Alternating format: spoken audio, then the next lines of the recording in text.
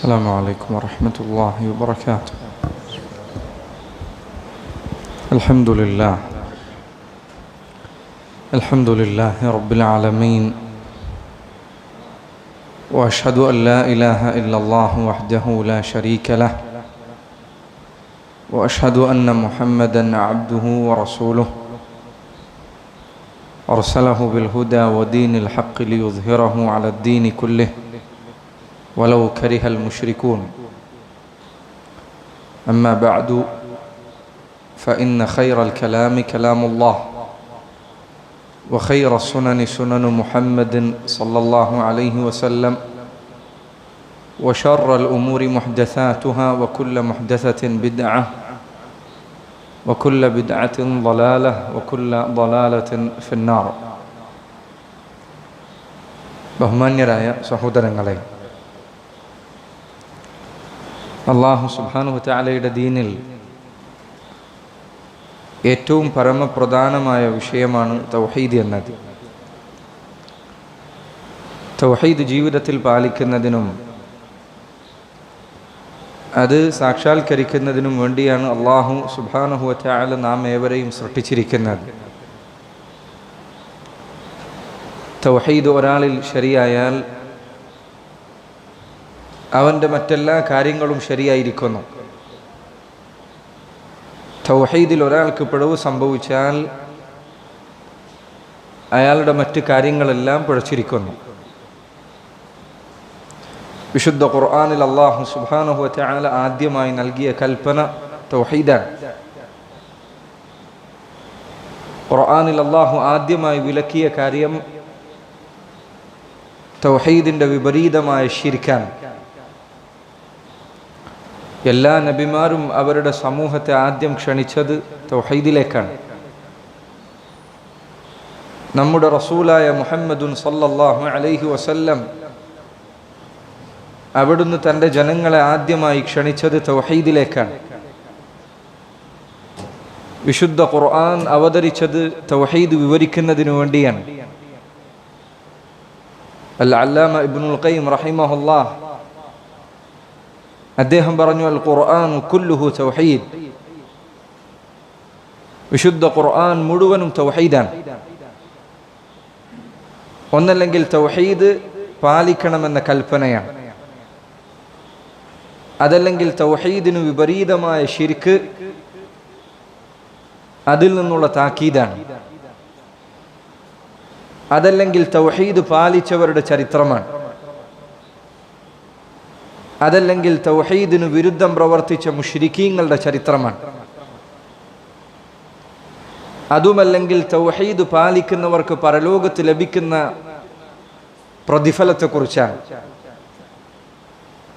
അതുമല്ലെങ്കിൽ ശിർക്കിൽ അകപ്പെട്ടു പോയവർക്ക് നാളെ അല്ലാഹു പരലോകത്ത് കാത്തുവച്ചിരിക്കുന്ന ശിക്ഷയെക്കുറിച്ചാണ്,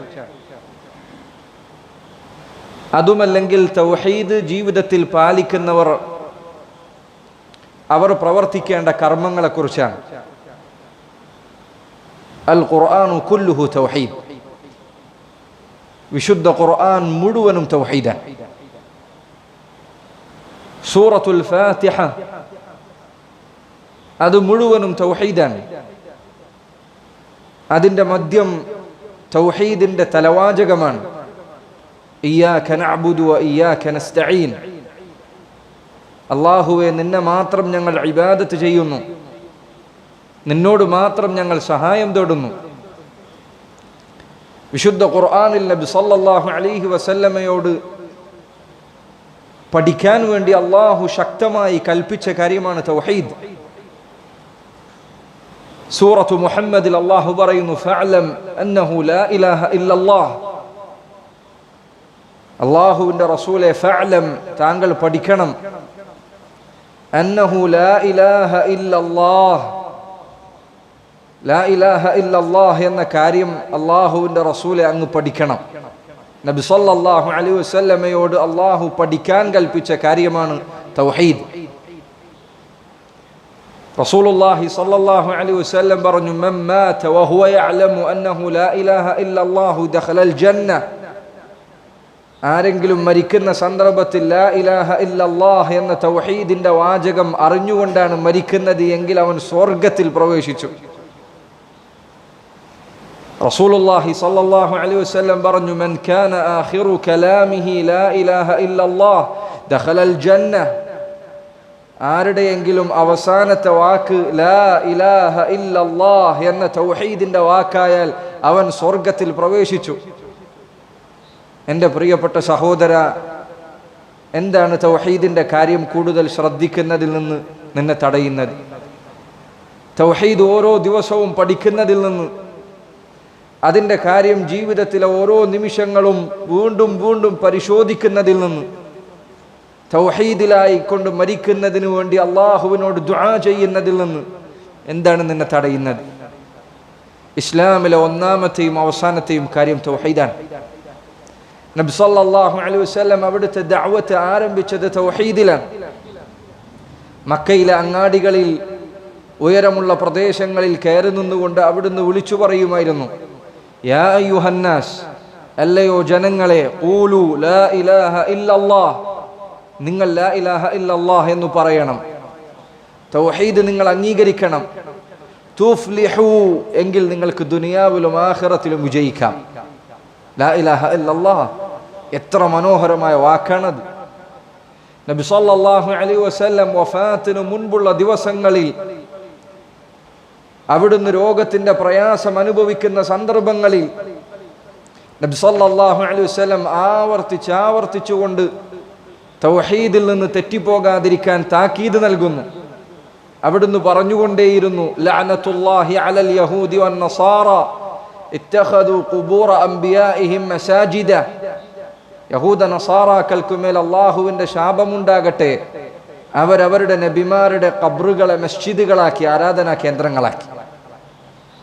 റസൂലുള്ളാഹി സ്വല്ലല്ലാഹു അലൈഹി വസല്ലം മരണത്തിന്റെ വേദന കഠിനമായപ്പോൾ അവിടുന്ന് പറഞ്ഞുകൊണ്ടിരുന്നു, ലാ ഇലാഹ ഇല്ലല്ലാഹ്, ലാ ഇലാഹ ഇല്ലല്ലാഹ്, ഇന്ന ലിൽ മൗതി സകറാത്ത്. ലാ ഇലാഹ ഇല്ലല്ലാഹ്, അവിടുന്ന് ലാ ഇലാഹ ഇല്ലല്ലാഹ് എന്ന വാക്ക് ആവർത്തിക്കുകയാണ്, തൗഹീദ് ആവർത്തിക്കുകയാണ്. ഇന്ന ലിൽ മൗതി സകറാത്ത്, തീർച്ചയായും മരണത്തിന് കഠിനമായ വേദനയുണ്ട്. നബി സല്ലല്ലാഹു അലൈഹി വസല്ലം തൗഹീദിലാണ് നമ്മെ വളർത്തിയത്. അവിടുന്ന് തൗഹീദിലാണ് നമ്മുടെ രക്തവും മാംസവും അത് മുഴുവൻ കലർന്നിരിക്കാൻ കൽപ്പിച്ചത്. തൗഹീദിൽ മരിക്കാനാണ് കൽപ്പിച്ചത്. ഒരാൾ മരിക്കുന്നത് കണ്ടാൽ, മരണാസന്നനായത് കണ്ടാൽ നബി സല്ലല്ലാഹു അലൈഹി വസല്ലം പറഞ്ഞു, ലഖീനു മൗതാകും ലാ ഇലാഹ ഇല്ലല്ലാഹ്. മരിക്കാൻ കിടക്കുന്നവർ, മരണാസന്നരായവർ, അവർക്ക് നിങ്ങൾ ലാ ഇലാഹ ഇല്ലല്ലാഹ് എന്ന തൗഹീദിന്റെ വാക്ക് പറഞ്ഞു കൊടുക്കുക. അതുകൊണ്ട് സഹോദര, തൗഹീദ് പഠിക്കുക എന്നത്, അത് പഠിക്കാനുള്ള മനസ്സുണ്ടാവുക എന്നത്, അതിലേക്ക് അള്ളാഹു തൗഫീഖ് നൽകുക എന്നത്, തൗഹീദിന്റെ കാര്യം ശ്രദ്ധിക്കാൻ അള്ളാഹു നിനക്ക് നിന്റെ മനസ്സിൽ തോന്നിപ്പിക്കുക എന്നത് മഹത്തരമായ നിഅമത്താണ്. എത്ര പറഞ്ഞാലും, എത്ര അള്ളാഹുവിനോട് ശുക്ർ ചെയ്താലും അവസാനിക്കാത്ത നിഅമത്താണ് തൗഹീദിന്റെ നിഅമത്ത്. സഹോദരങ്ങളെ, തൗഹീദ് പഠിപ്പിക്കുന്നതിനു വേണ്ടി മുൻഗാമികളും പിൽക്കാലക്കാരുമായ പണ്ഡിതന്മാർ അനേകം ഗ്രന്ഥങ്ങൾ രചിച്ചിട്ടുണ്ട്. അൽ ഇമാം അൽ ബുഖാരി റഹിമഹുല്ലാഹ് അദ്ദേഹത്തിന്റെ സഹീഹിൽ കിതാബു തൗഹീദ് എന്ന പേരിൽ ഒരു ഭാഗം തന്നെയുണ്ട്. തൗഹീദുമായി ബന്ധപ്പെട്ട ഹദീസുകൾ ക്രോഡീകരിച്ച കിതാബു തൗഹീദ് എന്ന ഒരു ഭാഗം തന്നെ അൽ ഇമാം അൽ ബുഖാരി റഹിമഹുല്ലാഹ് അദ്ദേഹത്തിന്റെ സഹീഹിലുണ്ട്. മുൻഗാമികളായ ഇബ്നു ഖുസൈമ അവരെ പോലുള്ള പണ്ഡിതന്മാർ അവർക്ക് കിതാബു തൗഹീദ് എന്ന പേരിൽ ഗ്രന്ഥങ്ങളുണ്ട്. ഷെയ്ഖ് മുഹമ്മദ് ബിൻ അബ്ദുൽ വഹാബ് റഹിമഹുല്ലാഹ് അദ്ദേഹം തൗഹീദ് വിശദീകരിക്കുന്നതിന് വേണ്ടി രചിച്ച ഗ്രന്ഥമാണ് കിതാബു തൗഹീദ് അല്ലദീ ഹുവ ഹഖ്ഖുല്ലാഹി അലൽ അബീദ് എന്ന ഗ്രന്ഥം. വളരെ മനോഹരമായ, ഓരോ മുസ്ലിമും വായിച്ചിരിക്കേണ്ട, തൗഹീദ് പഠിക്കാൻ ആഗ്രഹിക്കുന്നവരെല്ലാം ശ്രദ്ധിച്ചിരിക്കേണ്ട, അവർ ഒരു തവണ വായിച്ചു തീർത്താൽ വീണ്ടും ആവർത്തിക്കേണ്ട, വീണ്ടും ആവർത്തിക്കേണ്ട, വീണ്ടും ആവർത്തിക്കേണ്ട മനോഹരമായ ഗ്രന്ഥമാണിത്. അനേകം വിശദീകരണങ്ങൾ എഴുതപ്പെട്ട, അനേകം രൂപത്തിൽ വിവർത്തനങ്ങളിലൂടെയും മറ്റുമെല്ലാം ധാരാളം പ്രചരിച്ച ഗ്രന്ഥങ്ങൾ, അള്ളാഹു ബറക്കത്ത് നിശ്ചയിച്ച ഗ്രന്ഥങ്ങളിൽ ഒന്നാണിത്. ഇൻഷാ അല്ലാഹ് ഈ ദർസുകളിൽ ഞായറാഴ്ചകളിൽ നമ്മുടെ മസ്ജിദിൽ കിതാബു തൗഹീദ് വിശദീകരിക്കണമെന്നാണ് നമ്മൾ ഉദ്ദേശിക്കുന്നത്. അല്ലാഹു സുബ്ഹാനഹു വ തആല നമ്മുടെ ഈ ഇരുത്തം, നമ്മുടെ ഈ സമയം നാളെ പരലോകത്ത് ഖിയാമത്ത് നാളിൽ നമുക്ക് സന്തോഷമേകുന്ന, നമ്മെ അവൻ്റെ സ്വർഗത്തിൽ പ്രവേശിപ്പിക്കാൻ കാരണമാകുന്ന അമലുൻ സാലിഹായി, സൽക്കർമ്മമായി അള്ളാഹു രേഖപ്പെടുത്തുമാറാകട്ടെ. കിതാബു തൗഹീദ് എന്ന ഗ്രന്ഥം തൗഹീദിൻ്റെ വ്യത്യസ്ത ഭാഗങ്ങൾ മുസ്ലിമായ ഓരോരുത്തരും മനസ്സിലാക്കിയിരിക്കേണ്ട വളരെ പ്രധാനപ്പെട്ട ഭാഗങ്ങൾ വിശദീകരിക്കുന്ന മനോഹരമായ ഗ്രന്ഥമാണ്. ഈ ഗ്രന്ഥത്തിൽ ഖുർആനിലെ ആയത്തുകളും റസൂലുള്ളാഹി സ്വല്ലല്ലാഹു അലൈഹി വസല്ലമയുടെ ഹദീസുകളും സഹാബികളുടെയോ അവർക്ക് ശേഷമുള്ള താബിഈങ്ങളോ തബഉ താബിഈങ്ങളോ മുൻഗാമികളോ ആയ പണ്ഡിതന്മാരുടെ വാക്കുകളുമല്ലാതെ മറ്റൊന്നുമില്ല.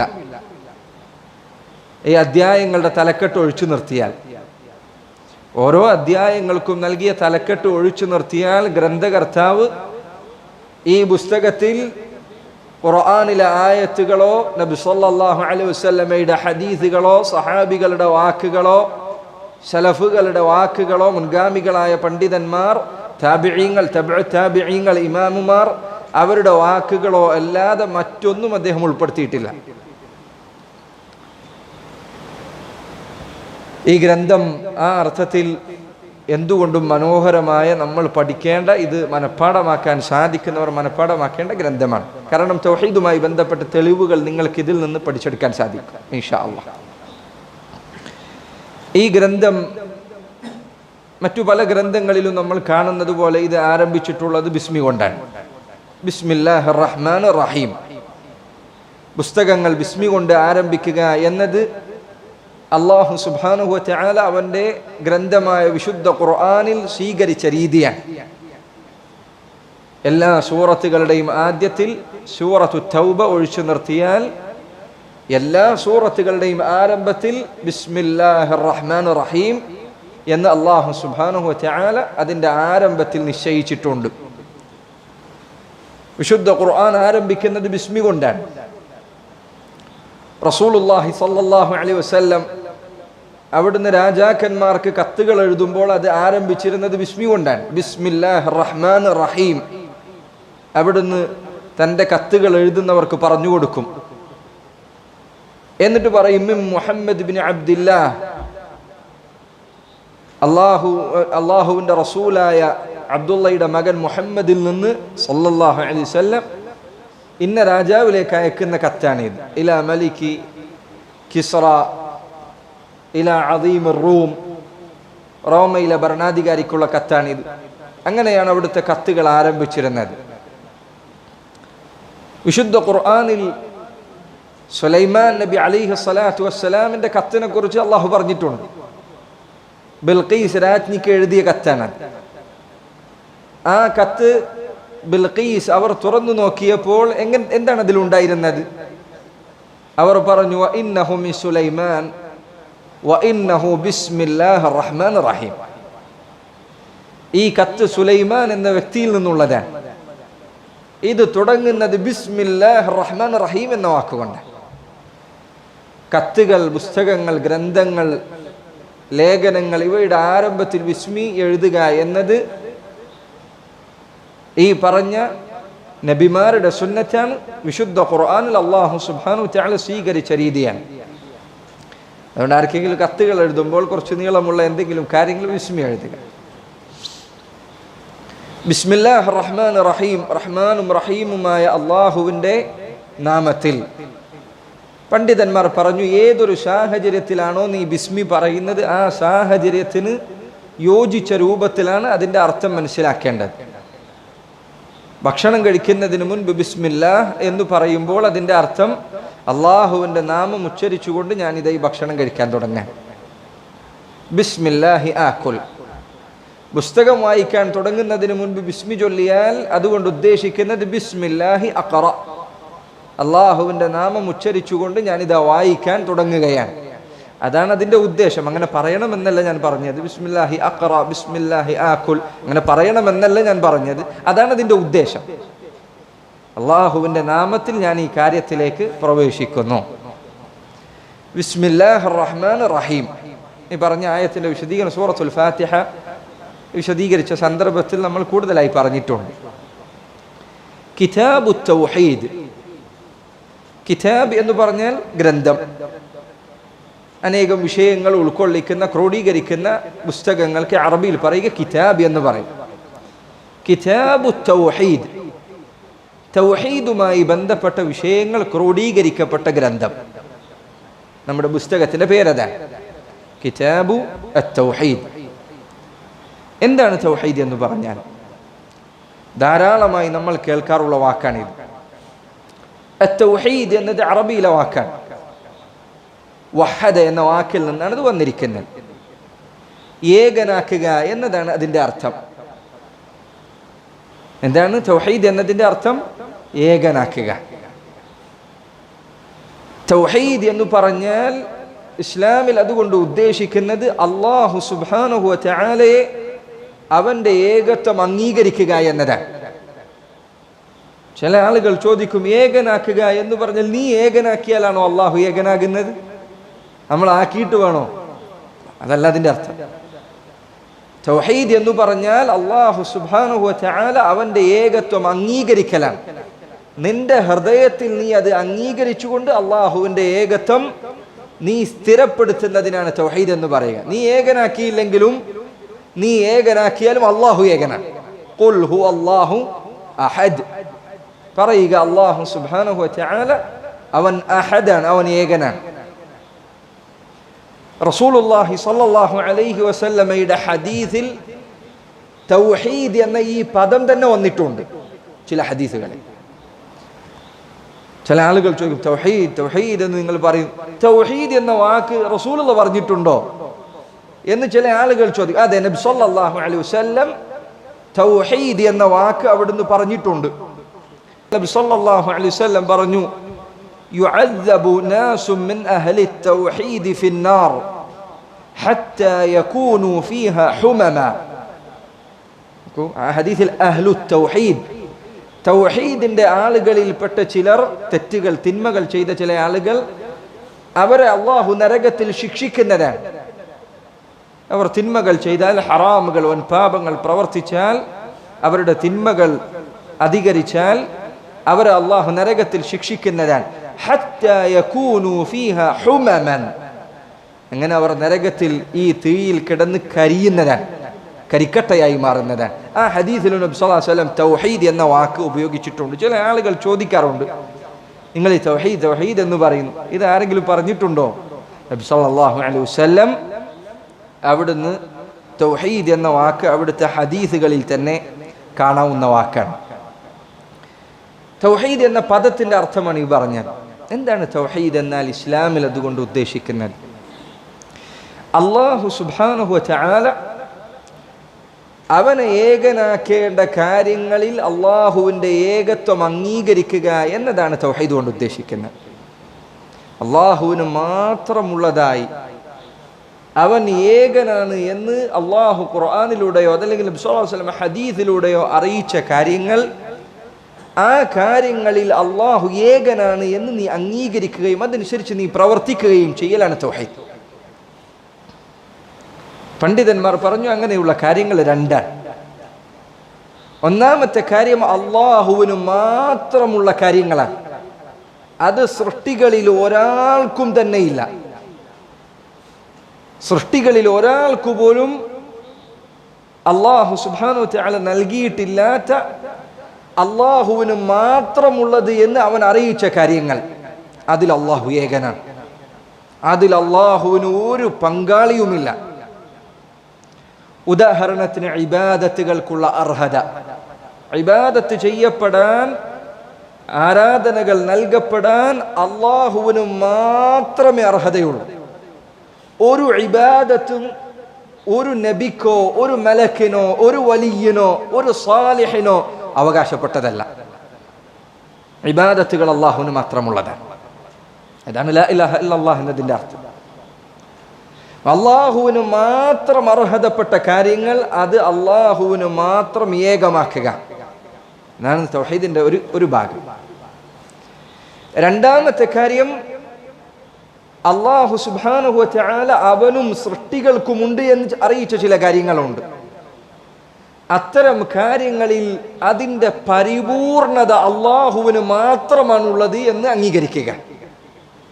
ഉദാഹരണത്തിന്, അല്ലാഹു സുബ്ഹാനഹു വ തആല അവൻ റഹീമാണ് എന്ന് പറഞ്ഞിട്ടുണ്ട്.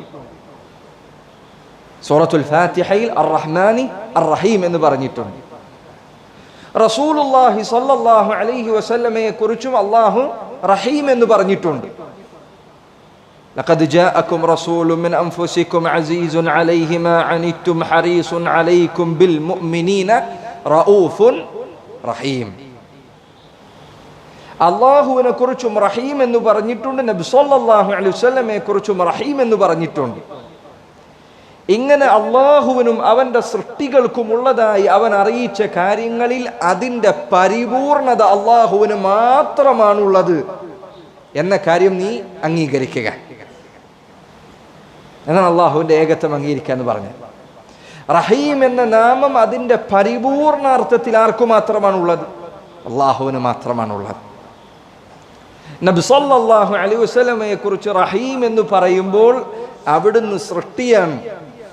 ഒരു സൃഷ്ടിയുടേതായ പരിമിതികൾ അംഗീകരിച്ചുകൊണ്ടാണ് അവിടുന്ന് റഹീമാണെന്ന് പറയുന്നത്. മറ്റൊരു ഉദാഹരണം പറയാം. അല്ലാഹു സുബ്ഹാനഹു വ തആലയുടെ നാമങ്ങളാണ് സമീഉൻ അലീം, സമീഉൻ ബസീർ.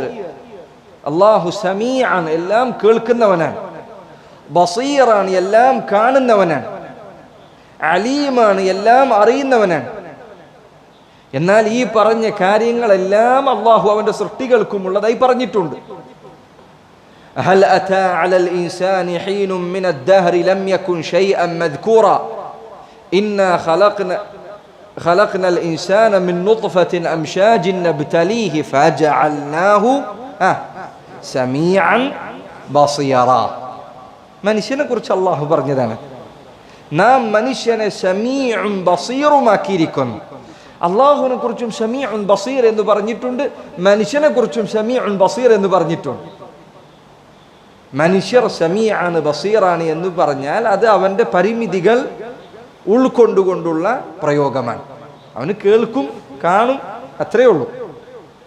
അള്ളാഹു സമീഅാണ് ബസീറാണ് എന്ന് പറഞ്ഞാലോ അവൻ എല്ലാം കേൾക്കുന്നവനാണ്, എല്ലാം കാണുന്നവനാണ്. അങ്ങനെ എല്ലാം കാണുന്ന, എല്ലാം കേൾക്കുന്ന മറ്റേതെങ്കിലും ഒരാളുണ്ടോ? ഇല്ല. അതിൽ അള്ളാഹു ഏകനാണ്. ഞാൻ പറഞ്ഞു, നിങ്ങൾക്ക് മനസ്സിലായോ?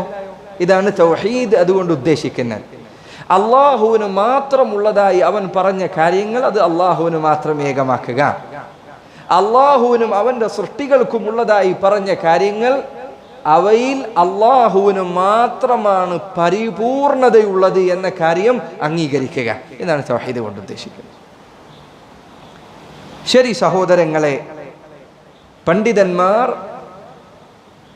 ഇസ്ലാമിക വിജ്ഞാനങ്ങൾ എളുപ്പമായി മനസ്സിലാക്കുന്നതിനു വേണ്ടി അതിൻ്റെ വിഭജനങ്ങളെ കുറിച്ച് പറയാറുണ്ട്. ഉദാഹരണത്തിന് നിസ്കാരം, അതിൻ്റെ ഷർത്തുകൾ നമുക്ക് എണ്ണി പഠിക്കാൻ പറ്റും. നിസ്കാരത്തിന്റെ റുക്നുകൾ എണ്ണി പഠിപ്പിക്കും, നിസ്കാരത്തിന്റെ വാജിബുകൾ എണ്ണി പഠിപ്പിക്കും. എന്തിനാണ് ഇങ്ങനെ പഠിപ്പിക്കുന്നത്? എളുപ്പത്തിൽ മനസ്സിലാക്കാൻ വേണ്ടി. ഇതുപോലെ തന്നെ അല്ലാഹു സുബ്ഹാനഹു വ തആലയെ ഏകനാക്കേണ്ട വിഷയങ്ങൾ എന്തെല്ലാമാണ് എന്ന് പണ്ഡിതന്മാർ എണ്ണി പഠിപ്പിച്ചിട്ടുണ്ട്. 3 കാര്യങ്ങളിൽ നിങ്ങൾ അല്ലാഹുവിനെ ഏകനാക്കണം. ഖുർആനും സുന്നത്തും നിങ്ങൾ എടുത്തു നോക്കിയാൽ ഈ 3 കാര്യങ്ങളിൽ അല്ലാഹുവിനെ ഏകനാക്കണമെന്ന കൽപ്പനകൾ പലയിടത്തും നിങ്ങൾക്ക് കാണാൻ സാധിക്കും. 3 കാര്യങ്ങൾ പ്രത്യേകം ശ്രദ്ധിക്കുക. 3 കാര്യങ്ങളിൽ ഒരാൾ അല്ലാഹുവിനെ ഏകനാക്കിയാൽ അവൻ തൗഹീദുള്ളവനായി. ഏതൊക്കെയാണ് ഈ 3 കാര്യങ്ങൾ? ഒന്നാമത്തെ കാര്യം, അല്ലാഹു മാത്രമാണ് നിന്റെ റബ്ബ് എന്ന് നീ അംഗീകരിക്കുക. അല്ലാഹു മാത്രമാണ് നിന്റെ റബ്ബ്. നിന്റെ റബ്ബ് എന്ന് പറഞ്ഞാൽ അതിൻ്റെ അർത്ഥം, റബ്ബ് എന്ന് പറഞ്ഞാൽ അല്ലാഹുവാണ് നിന്നെ പടച്ചത്, അല്ലാഹുവാണ് നിനക്ക് ജീവൻ നൽകിയത്, അല്ലാഹുവാണ് നിനക്ക് ഉപജീവനം നൽകുന്നത്, അല്ലാഹുവാണ് മരണം വിധിക്കുന്നത്, അല്ലാഹുവാണ് മഴ പെയ്യിപ്പിക്കുന്നത്, അല്ലാഹുവാണ് ആകാശഭൂമികളെ നിയന്ത്രിക്കുന്നത്, അല്ലാഹുവാണ് സസ്യങ്ങളെ മുളപ്പിക്കുന്നത്. റബ്ബ് എന്നതിൻ്റെ അർത്ഥം അതാണ്. അള്ളാഹുവിൻ്റെ സൃഷ്ടിപ്പുമായി ബന്ധപ്പെട്ട് ചില പണ്ഡിതന്മാർ പറഞ്ഞു അള്ളാഹുവിൻ്റെ പ്രവർത്തനങ്ങൾ ഒക്കെ അള്ളാഹുവിൻ്റെ പ്രവർത്തനങ്ങളാണ്. ജീവൻ നൽകുക, മരിപ്പിക്കുക, ഉപജീവനം നൽകുക, സൃഷ്ടിക്കുക, മരിപ്പിക്കുക, ഇങ്ങനെ അള്ളാഹു സുബ്ഹാനഹു വ തആല അവൻ്റെ പ്രവർത്തനങ്ങളിൽ അള്ളാഹു ഏകനാണ്. അള്ളാഹു ആകാശഭൂമികളെ സൃഷ്ടിച്ചു. ഏതെങ്കിലും ഒരു മൺതരി പടക്കുന്നതിൽ ഏതെങ്കിലും ഒരു മലക്ക് അള്ളാഹുവിനെ സഹായിച്ചിട്ടുണ്ടോ? ഇല്ല. അതിൽ അള്ളാഹു ഏകനാണ്. ആകാശഭൂമികളെ സൃഷ്ടിച്ചതിൽ അള്ളാഹു ഒരു പങ്കാളിയെയും നിശ്ചയിച്ചിട്ടില്ല. ഒരു വലിയോ ഒരു നബിയോ ഒരു സാലിഹായ മനുഷ്യനോ ഒരു മലക്കോ ഒരാളും തന്നെ ആകാശഭൂമികളിൽ മിസ്കാൽ ദർറ, ഒരു ഉറുമ്പിന്റെ കാലടിപ്പാട് പടക്കുന്നതിൽ പോലും അള്ളാഹു സുബ്ഹാനഹു വ തആലയുടെ സൃഷ്ടിപ്പിൽ പങ്കാളിയ ഒരാളുമില്ല. ഇത് മുഴുവൻ അള്ളാഹുവിന്റെ ഏകത്വമുള്ള കാര്യമാണ്. അവൻ ഉദ്ദേശിക്കുമ്പോഴാണ് ജനങ്ങൾ മരിക്കുന്നത്, അവൻ ഉദ്ദേശിക്കുമ്പോഴാണ് ജനങ്ങൾ ജനിക്കുന്നത്. ഇതിലൊന്നും ആർക്ക് ഒരു പങ്കുമില്ല. നബിമാർക്കോ ഔലിയാക്കന്മാർക്കോ സാലിഹീങ്ങൾക്കോ യാതൊരു പങ്കുമില്ല. തൗഹീദിന്റെ ഒന്നാമത്തെ ഭാഗം ഇതാണ്. എൻ്റെ റബ്ബ് അള്ളാഹു മാത്രമാണ് എന്ന് നീ അംഗീകരിക്കുക. തൗഹീദിന്റെ ഒന്നാമത്തെ ഭാഗം. ഈ പറഞ്ഞ ഭാഗം ഏറെക്കുറെ മക്കയിലെ മുശ്രിക്കുകൾ അംഗീകരിച്ചിരുന്ന കാര്യമായിരുന്നു. മക്കയിലെ മുശ്രിക്കുകൾ, അവരോട് നിങ്ങൾ ചോദിച്ചാൽ വിശുദ്ധ ഖുർആനിൽ തന്നെ നിങ്ങൾക്ക് കാണാം, വലഇൻ ശഅൽതഹും മൻ ഖലഖസ് സമാവാതി വൽ അർദ, ആരാണ് ആകാശഭൂമികളെ സൃഷ്ടിച്ചത് എന്ന് അള്ളാഹുവിന്റെ റസൂലെ അവരോട് ചോദിച്ചാൽ അവർ പറയും, എന്ത് പറയും? ലയഖൂലുന്ന, എന്താ പറയും അവർ? അല്ലാഹ്. അവർ പറയും അള്ളാഹുവാണ് പടച്ചത്. ആ കാര്യത്തിൽ അവർക്ക് അള്ളാഹുവാണ് ഈ കാണുന്നതിനെ എല്ലാം സൃഷ്ടിച്ചത് എന്ന് മക്കയിലെ മുശ്രിക്കുകൾ അംഗീകരിച്ച ഭാഗമാണ്. അതുകൊണ്ടാണ് നബി സല്ലല്ലാഹു അലൈഹി വസല്ലം മക്കയിലെ മുശ്രിക്കുകളോട് പോയി അള്ളാഹുവാണ് ആകാശഭൂമികളെ പടച്ചത്, ലാത്തയല്ല ഉസ്സയല്ല എന്ന് അവരെ പ്രത്യേകം പഠിപ്പിക്കേണ്ടി വന്നിട്ടില്ല. അതവർക്കറിയാമായിരുന്നു. തൗഹീദിന്റെ ഈ ഭാഗം അംഗീകരിച്ചത് കൊണ്ട് മാത്രം ഒരാളുടെ തൗഹീദ് ശരിയാവുകയില്ല. രണ്ടാമത്തെ ഭാഗം വളരെ പരമപ്രധാനമായ കാര്യമാണ്. അതിലാണ് നബിമാരും അവരുടെ ശത്രുക്കളും തമ്മിൽ തർക്കമുണ്ടായത്. അതേതാണ് ഭാഗം? അതാണ് തൗഹീദിന്റെ രണ്ടാമത്തെ ഭാഗം. എൻ്റെ റബ്ബ് അള്ളാഹു മാത്രമാണ് എന്ന് പറയുന്നത് പോലെ നീ പറയേണ്ട കാര്യമാണ് എൻ്റെ ഇലാഹ് അള്ളാഹു മാത്രമാണ്. തൗഹീദിന്റെ രണ്ടാമത്തെ ഭാഗം. ഇലാഹ് എന്ന് പറഞ്ഞാൽ ഇബാദത്ത് ചെയ്യപ്പെടാൻ അർഹതയുള്ളവൻ, സർവ ഇബാദത്തുകൾക്കും അർഹതയുള്ള ഏക ഇലാഹ് എൻ്റെ റബ്ബായ അല്ലാഹു സുബ്ഹാനഹു വ തആല മാത്രമാണ്. അവനു മാത്രമേ ഇബാദത്ത് ചെയ്യാൻ പാടുള്ളൂ. നിസ്കരിക്കുന്നുണ്ടെങ്കിൽ, നോമ്പ് നോൽക്കുന്നുണ്ട് എങ്കിൽ, ഹജ്ജ് ചെയ്യുന്നുണ്ട് എങ്കിൽ, ദുആ ചെയ്യുന്നുണ്ട് എങ്കിൽ, സഹായത്തേട്ടം നടത്തുന്നുണ്ട് എങ്കിൽ, ഇസ്തിഗാസ നടത്തുന്നുണ്ട് എങ്കിൽ, ഇസ്തിആനത്ത് നടത്തുന്നുണ്ട് എങ്കിൽ, രോഗം മാറ്റിത്തരാൻ വേണ്ടി തേടുന്നുണ്ട് എങ്കിൽ, പ്രാർത്ഥിക്കുന്നു, എന്ത് ഇബാദത്താകട്ടെ എൻ്റെ റബ്ബായ അള്ളാഹുവിന് മാത്രമേ അതിന് അർഹതയുള്ളൂ. എവിടെയാണ് നബിമാരും അവരുടെ ശത്രുക്കളും തമ്മിൽ വ്യത്യാസമുണ്ടായത്? വിശുദ്ധ ഖുർആനിൽ സൂറത്തു സാദിൽ നിങ്ങൾ എടുത്തു നോക്കൂ. എന്താണ് മുശ്രിക്കുകൾ പറഞ്ഞത്? അവർ പറഞ്ഞു, അജഅലൽ ആലിഹത ഇലാഹൻ വാഹിദ ഇന്ന ഹാദാ ലശൈഉൻ ഉജാബ്. മക്കയിലെ മുശ്രിക്കുകൾ അവർ പറഞ്ഞു, അജഅലൽ ആലിഹത ഇലാഹൻ വാഹിദ, ആരാധിക്കപ്പെടുന്ന ആരാധ്യ വസ്തുക്കളെ എല്ലാം ഇവൻ ഒരൊറ്റ ഇലാഹാക്കിയിരിക്കുന്നു. കണ്ടില്ലേ? എല്ലാ സ്രഷ്ടാക്കളെയും കൂടി ഒരൊറ്റ സ്രഷ്ടാവാക്കി എന്നല്ല പറഞ്ഞത്. ആരാധിക്കപ്പെടുന്ന ഇലാഹുകളെ എല്ലാം ഇവൻ ഒരൊറ്റ ഇലാഹാക്കിയിരിക്കുന്നു. അതാണ് അവർക്കിടയിൽ ഉണ്ടായ പ്രശ്നം. നബി സല്ലല്ലാഹു അലൈഹി വസല്ലം അവിടുന്ന് പറഞ്ഞു, അള്ളാഹുവിനെ മാത്രം ആരാധിക്കണം, അള്ളാഹുവിനെ മാത്രം വിളിച്ച് ദുആ ചെയ്യണം. മുശ്രിക്കുകൾ അവർ പറഞ്ഞു, ഞങ്ങൾ അള്ളാഹുവിനോടും ദുആ ചെയ്യും, അള്ളാഹു അല്ലാത്തവരോടും ദുആ ചെയ്യും. ആ മാത്രത്തിലാണ് പ്രശ്നമുണ്ടായത്. മാത്രമാണ് അവർക്കിടയിലെ പ്രശ്നം. അതുകൊണ്ടാണ് നോക്കൂ നിങ്ങൾ, ബദർ യുദ്ധത്തിന് പുറപ്പെടുന്ന സന്ദർഭത്തിൽ ഈ ഉമ്മത്തിലെ ഫിർഔൻ എന്നറിയപ്പെട്ട അബൂജഹൽ കഅബയുടെ കില്ല പിടിച്ചുകൊണ്ട് പ്രാർത്ഥിക്കുകയാണ്, അല്ലാഹുവേ, അല്ലാഹുമ്മ ഇന്നക തഅരിഫു മൻ അതാന ബിമാ ലാ നഅരിഫ്, അല്ലാഹുമ്മ ഇന്നക തഅലമു മൻ അതാന ബിമാ ലാ നഅരിഫ്. അല്ലാഹുവേ, ഞങ്ങൾ കേട്ടിട്ടില്ലാത്ത, ഞങ്ങളുടെ പിതാക്കന്മാർ കേട്ടിട്ടില്ലാത്ത പുത്തൻവാദവുമായി വന്നത് ആരാണ് എന്ന് അല്ലാഹുവേ നിനക്കറിയാം. ഞങ്ങൾക്കിടയിൽ ഐക്യം തകർത്തത് ആരാണ് എന്ന് അല്ലാഹുവെ നിനക്കറിയാം. ആരുടെ പ്രാർത്ഥനയാണിത്? അബൂജഹലിന്റെ പ്രാർത്ഥനയാണ്. ഫഅഹിൻഹുൽ ഗദാ, അതുകൊണ്ട് നാളെ പകലിൽ അല്ലാഹുവെ ബദറിൽ വെച്ചുകൊണ്ട് നീ മുഹമ്മദിനെയും കൂട്ടരെയും നാണം കെടുത്തണമേ. ആരുടെ പ്രാർത്ഥന? അബൂജഹലിന്റെ പ്രാർത്ഥന. ആരോടും പ്രാർത്ഥിച്ചു? അല്ലാഹുവിനോടാണ് പ്രാർത്ഥിച്ചത്.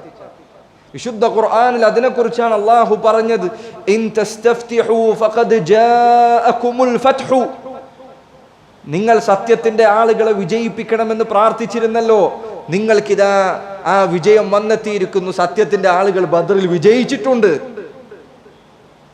അബൂജഹൽ അള്ളാഹുവിനെ അല്ലായിരുന്നു വിളിച്ചു പ്രാർത്ഥിച്ചിരുന്നത് എങ്കിൽ പിന്നെന്തിനാണ് അള്ളാഹു അത് പറയുന്നത്? അള്ളാഹു സുബ്ഹാനഹു വ തആലയെ അബൂജഹൽ വിളിച്ചു ഖുർആനിൽ അള്ളാഹു പറയുന്നു, ഫഇദാ റകിബു ഫിൽ ഫുൽകി ദഅവു അല്ലാഹ മുഖ്ലിസീന ലഹുദ്ദീൻ. അവർ കപ്പലിൽ കയറിയാൽ തിരമാലകൾ ഇങ്ങനെ ആഞ്ഞടിച്ചു വന്നു കഴിഞ്ഞാൽ അവർ അള്ളാഹുവിനെ മാത്രം വിളിച്ചു ദുആ ചെയ്യും. ഖുർആനിലെ ആയത്താണ് ഈ പറയുന്നത്.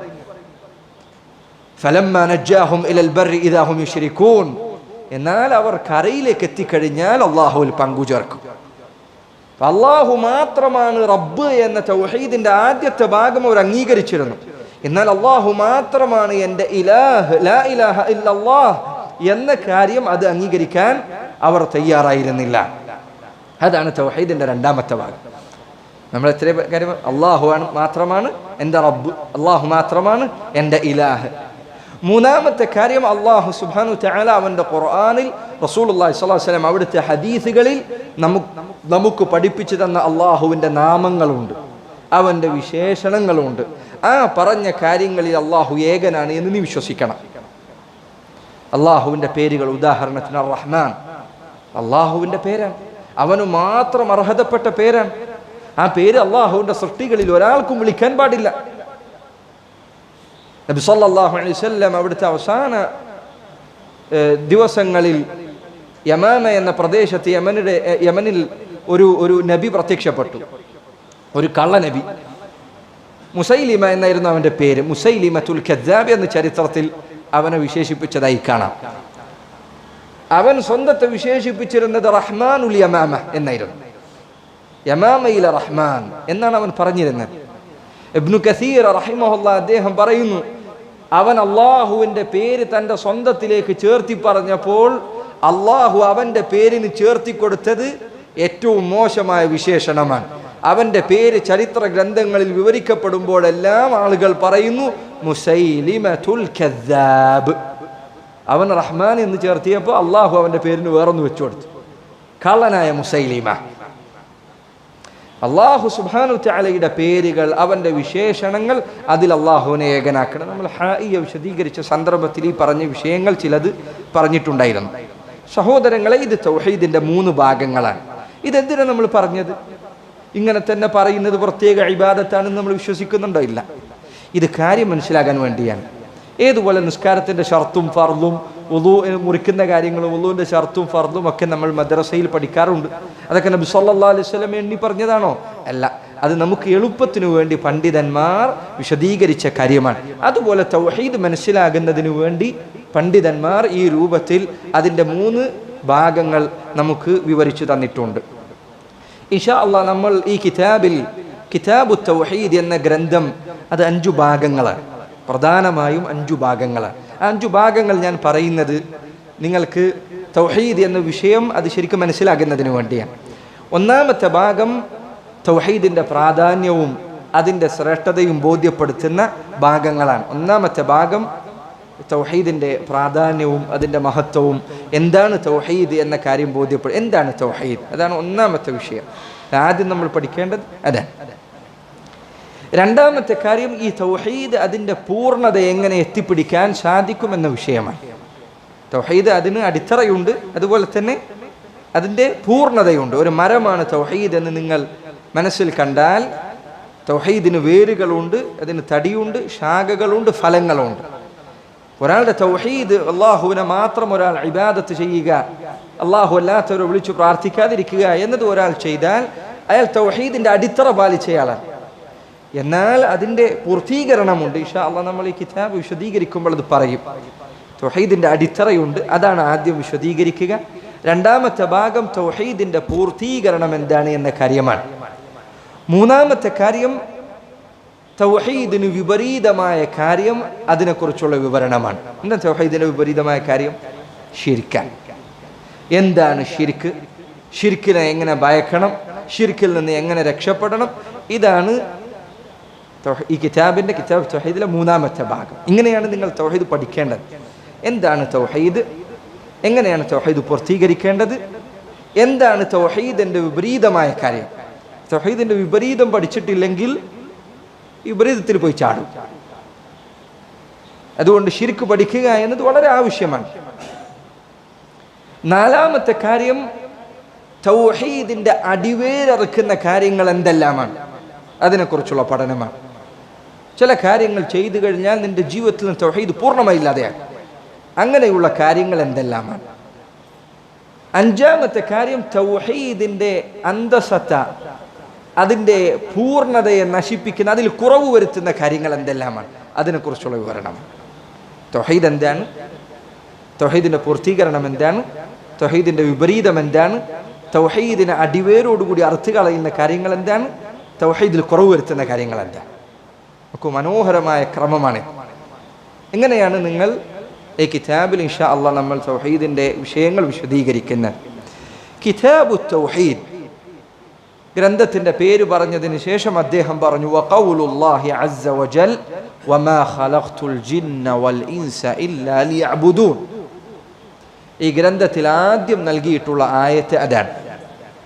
സൂറത്തു ദാരിയാത്തിലെ 56-ാമത്തെ ആയത്താണത്. വമാ ഖലഖ്തുൽ ജിന്ന വൽ ഇൻസ ഇല്ലാ ലിയഅ്ബുദൂൻ. നിങ്ങളിൽ പലർക്കും കാണാപ്പാടമുള്ള മനപ്പാടമുള്ള ആയത്തെ. അല്ലാഹു പറയുന്നു വമാ ഖലഖ്തു, ഞാൻ സൃഷ്ടിച്ചിട്ടില്ല, ഞാൻ പടച്ചിട്ടില്ല, അൽ ജിന്ന വൽ ഇൻസ, ജിന്നുകളെ സൃഷ്ടിച്ചിട്ടില്ല, ഇൻസിനെയും സൃഷ്ടിച്ചിട്ടില്ല. ജിന്ന് എന്ന് പറഞ്ഞാൽ ആരാണ്? ആലമുൻ ഗൈബി, അവർ നമുക്ക് കാണാൻ സാധിക്കാത്ത അല്ലാഹു സുബ്ഹാനഹു വ തആല പടച്ചിട്ടുള്ള അവന്റെ സൃഷ്ടികളിൽപ്പെട്ട ഒരു വിഭാഗം ആളുകളാണ്. മനുഷ്യരെ പോലെ തന്നെ കൽപ്പനകൾ ജീവിതത്തിൽ പാലിക്കേണ്ട, ഹറാമുകളിൽ നിന്ന് വിട്ടുനിൽക്കാൻ ബാധ്യതപ്പെട്ട, മനുഷ്യരെ പോലെ തന്നെ സ്വർഗവും നരകവും വാഗ്ദാനം ചെയ്യപ്പെട്ട വിഭാഗമാണ് ജിന്നുകൾ. വമാ ഖലഖ്തുൽ ജിന്ന വൽ ഇൻസ, ജിന്നുകളെ ഞാൻ സൃഷ്ടിച്ചിട്ടില്ല, വൽ ഇൻസ, മനുഷ്യരെയും ഞാൻ സൃഷ്ടിച്ചിട്ടില്ല. എന്തുകൊണ്ട് ആദ്യം ജിന്നിനെ കുറിച്ച് പറഞ്ഞത്? ആദ്യം മനുഷ്യനെ കുറിച്ച് പറയാൻ, ആദ്യം ജിന്നിനെ കുറിച്ച് പറയാനുള്ള കാരണം ആദ്യം പഠിച്ചത് ജിന്നിനെയാണ്. മനുഷ്യരുടെ സൃഷ്ടിപ്പിന് മുൻപ് അള്ളാഹു ജിന്നുകളെ സൃഷ്ടിച്ചിട്ടുണ്ട്. ജിന്ന് എന്ന് പേര് തന്നെ നൽകപ്പോൾ അറബിയിൽ പൊതുവെ ജീമും നൂനും ചേർന്ന് വരുന്ന വാക്കുകൾ, അതിൽ പൊതുവെ ഒരു മറ ഉള്ള കാര്യങ്ങൾക്കാണ് അത് പറയുക. മറഞ്ഞു നിൽക്കുന്ന കാര്യങ്ങൾക്കാണ് അറബിയിൽ ജീമും നൂനും ചേർന്ന് വരുന്ന വാക്കുകൾ പൊതുവെ അങ്ങനെയായിരിക്കും. ജിന്ന് ഒരു ഉദാഹരണമാണ്.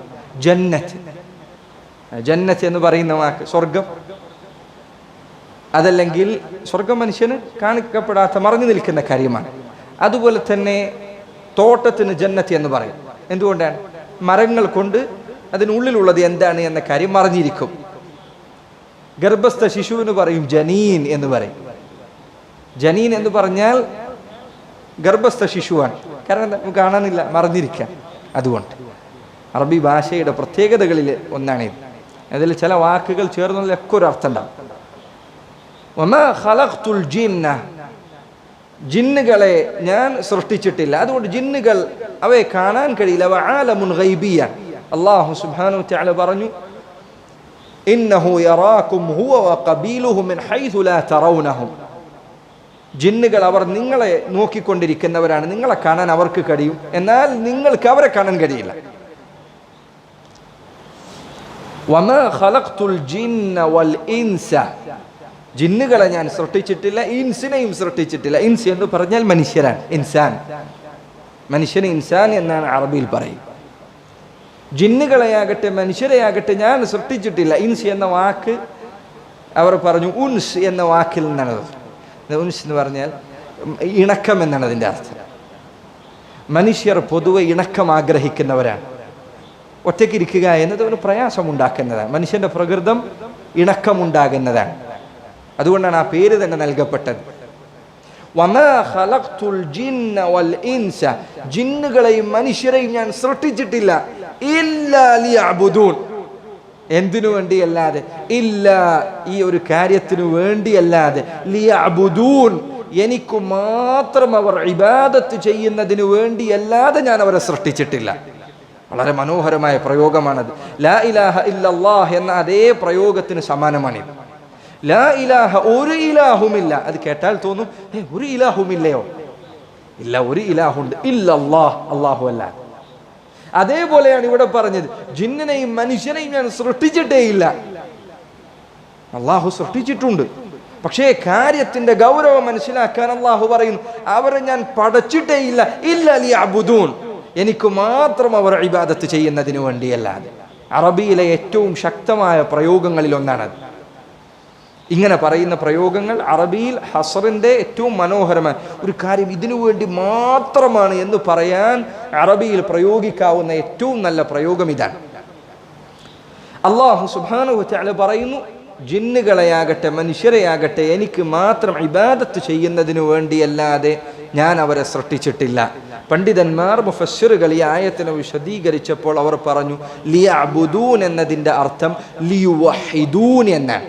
അവർ എന്നെ മാത്രം ഏകനാക്കുന്നതിന്, തൗഹീദുള്ളവരാകുന്നതിന് വേണ്ടിയല്ലാതെ ഞാൻ അവരെ സൃഷ്ടിച്ചിട്ടില്ല എന്നാണ് ഈ ആയത്തിൻ്റെ അർത്ഥം എന്ന് പണ്ഡിതന്മാർ വിശദീകരിച്ചതായി കാണാം. ഈ ആയത്തിൽ നിന്ന് പഠിക്കാൻ ചില പാഠങ്ങളുണ്ട്.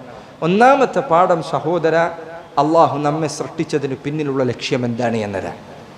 എന്തിനാണ് അള്ളാഹു നിന്നെ പഠിച്ചത്? നിങ്ങൾ ഓരോരുത്തരും ഹൃദയത്തിൽ ഉറപ്പിക്കേണ്ട കാര്യമാണ്. ഇതുമെന്നാണ് ദീന് ആരംഭിക്കുന്നത്, ഈ ചിന്തയിൽ നിന്നാണ്. ഈ ചിന്തയില്ലേ ഒരു ദീനില്ലാതെയാകും. അള്ളാഹു എന്നെ പഠിച്ചത് എന്തിനാണ്? അവന് മാത്രം ഇബാദത്ത് ചെയ്യാനാണ്. അതാണ് ലക്ഷ്യം. അതിനു വേണ്ടിയാണ് പഠിച്ചത്. ഇതിനിടയിൽ കച്ചവടവും കുടുംബജീവിതവും വീടുണ്ടാക്കലും പണിയെടുക്കലും ഇതൊക്കെ അള്ളാഹു ദുനിയാവിൽ അനുവദിച്ചു നൽകിയ കാര്യമാണ്. അതെ, നിനക്ക് അതിൽ നല്ല നീയത്തുണ്ട് എങ്കിൽ അതും ഇബാദത്താണ്. എന്നാൽ നിന്റെ ലക്ഷ്യം എന്താണ്? നീ അള്ളാഹുവിൻ്റെ അടിമയാകുക എന്നതാണ്, നീ അവൻ്റെ അബ്ദാകുക എന്നതാണ്, നീ അള്ളാഹുവിന് മാത്രം ഇബാദത്ത് ചെയ്യുക. അതിനാണ് അള്ളാഹു നിന്നെ പഠിച്ചത്. ഇത് മനസ്സിലാക്കിയാൽ സഹോദരങ്ങൾ അനേകം പ്രശ്നങ്ങൾ അവസാനിക്കും. പല ആളുകളും ഇസ്ലാമിലെ കൽപ്പനകൾ വിധിവിലക്കുകൾ കേട്ടാൽ അവൻ പറയും, ആ കൽപ്പന അത് അത്ര ശരിയില്ല, ആ പറഞ്ഞത് അങ്ങനെ പറയേണ്ടിയിരുന്നില്ല, നിനക്കങ്ങനെ പറയാൻ അവകാശമില്ല. നീ അബ്ദാൻ, അള്ളാഹുവിൻ്റെ അടിമയാണ്. അള്ളാഹുവാണ് റബ്ബ്. അവനെ അനുസരിക്കാനാണ് അവൻ നിന്നെ പഠിച്ചത്. നിനക്ക് പറ്റുന്നത് സ്വീകരിക്കാനല്ല, നിനക്ക് ഇഷ്ടമുള്ളത് സ്വീകരിക്കാൻ, ഇഷ്ടമില്ലാത്തത് തള്ളാനുമല്ല. അതിനാണ് അള്ളാഹു നിന്നെ പഠിച്ചത്, അവൻ്റെ അടിമയാകാൻ, അവൻ്റെ അബ്ദാകാൻ. ഇത് വളരെ മനോഹരമായ ദീനിന്റെ തുടക്കം ഇതിൽ നിന്നാണ്. അല്ലാഹു അക്ബർ, അല്ലാഹു അക്ബർ. അല്ലാഹു സുബ്ഹാനഹു വ തആല പറയുന്നു, വമാ ഖലഖ്തുൽ ജിന്ന വൽ ഇൻസ ഇല്ലാ ലിയഅ്ബുദൂൻ, എനിക്ക് മാത്രം ഇബാദത്ത് ചെയ്യുന്നതിന് വേണ്ടിയല്ലാതെ അള്ളാഹു ജിന്നുകളെയാകട്ടെ മനുഷ്യരെയാകട്ടെ സൃഷ്ടിച്ചിട്ടില്ല. അള്ളാഹു നമ്മെ പഠിച്ചത് വെറുതെ അല്ല. നമ്മുടെ സൃഷ്ടിപ്പിൻ്റെ ലക്ഷ്യം അവന് മാത്രം ഇബാദത്ത് ചെയ്യുക എന്നതാണ് എന്ന് ബോധ്യപ്പെടുത്തുന്ന ആയത്താണ്. ഖുർആനിൽ അല്ലാഹു പറഞ്ഞു, അഫഹസിബ്തും അന്നമാ ഖലഖ്നാകും അബസ വഅന്നകും ഇലൈനാ ലാ തുർജഊൻ, നിങ്ങളെ നാം വെറുതെ ഒരു കാര്യവുമില്ലാതെ വൃഥാ പഠിച്ചതാണ് എന്നാണ് നിങ്ങൾ വിചാരിക്കുന്നത്? വഅന്നകും ഇലൈനാ ലാ തുർജഊൻ, നിങ്ങൾ നമ്മിലേക്ക് മടങ്ങി വരില്ല എന്നാണ് നിങ്ങൾ വിചാരിക്കുന്നത്? فتعالى الله الملك الحق لا إله إلا هو رب العرش الكريم. فتعالى الله, അങ്ങനെ നിങ്ങളെ വെറുതെ പടക്കുക എന്നതിൽ നിന്ന് അള്ളാഹു അങ്ങേറ്റം പരിശുദ്ധനാണ്. വെറുതെ ഒരു കാര്യം ചെയ്യുക എന്നതിൽ നിന്ന് അള്ളാഹു പരിശുദ്ധനാണ്. നിങ്ങൾ ആലോചിച്ച് നോക്ക്, ഒരു മനുഷ്യന് അയാൾ ഒരു 2 മണിക്കൂർ ഇവിടെ ഇരുന്നിട്ട് വെറുതെ ഇങ്ങനെ ഇരുന്ന് എന്തെങ്കിലും ചെയ്തുകൊണ്ടിരുന്നാൽ ജനങ്ങൾ അയാളെ കുറിച്ച് എന്താണ് ധരിക്കുക? അയാൾക്ക് തലക്ക് പ്രശ്നമുണ്ട് എന്ന് ആളുകൾ വിചാരിക്കും. ഒരാൾ, നമ്മുടെ നാട്ടിൽ ആളുകൾ പറയാറുള്ള കഥ, ഒരു മനുഷ്യൻ രാവിലെ മലക്ക് മുകളിലേക്ക് ഒരു പാറ ഉരുട്ടിക്കയറ്റും. അങ്ങനെ അത് മുഴുവൻ അവിടെ എത്തിയതിനു ശേഷം അത് താഴത്തേക്ക് തന്നെ വലിച്ചെറിയും. ആളുകൾ അയാളെ ഭ്രാന്തൻ എന്നാണ് വിളിക്കുന്നത്. എന്തുകൊണ്ട്? വെറുതെ പ്രവർത്തിക്കുന്ന കാര്യമാണ്. മനുഷ്യർ വെറുതെ ഒരു കാര്യം ചെയ്യുക എന്നത് അവർക്ക് മോശമായ കാര്യമാണ് എങ്കിൽ ആകാശഭൂമികളെ സൃഷ്ടിച്ച റബ്ബ് എങ്ങനെയാണ് വെറുതെ പടക്കുക? ഫതആലല്ലാഹുൽ മലികുൽ ഹഖ്,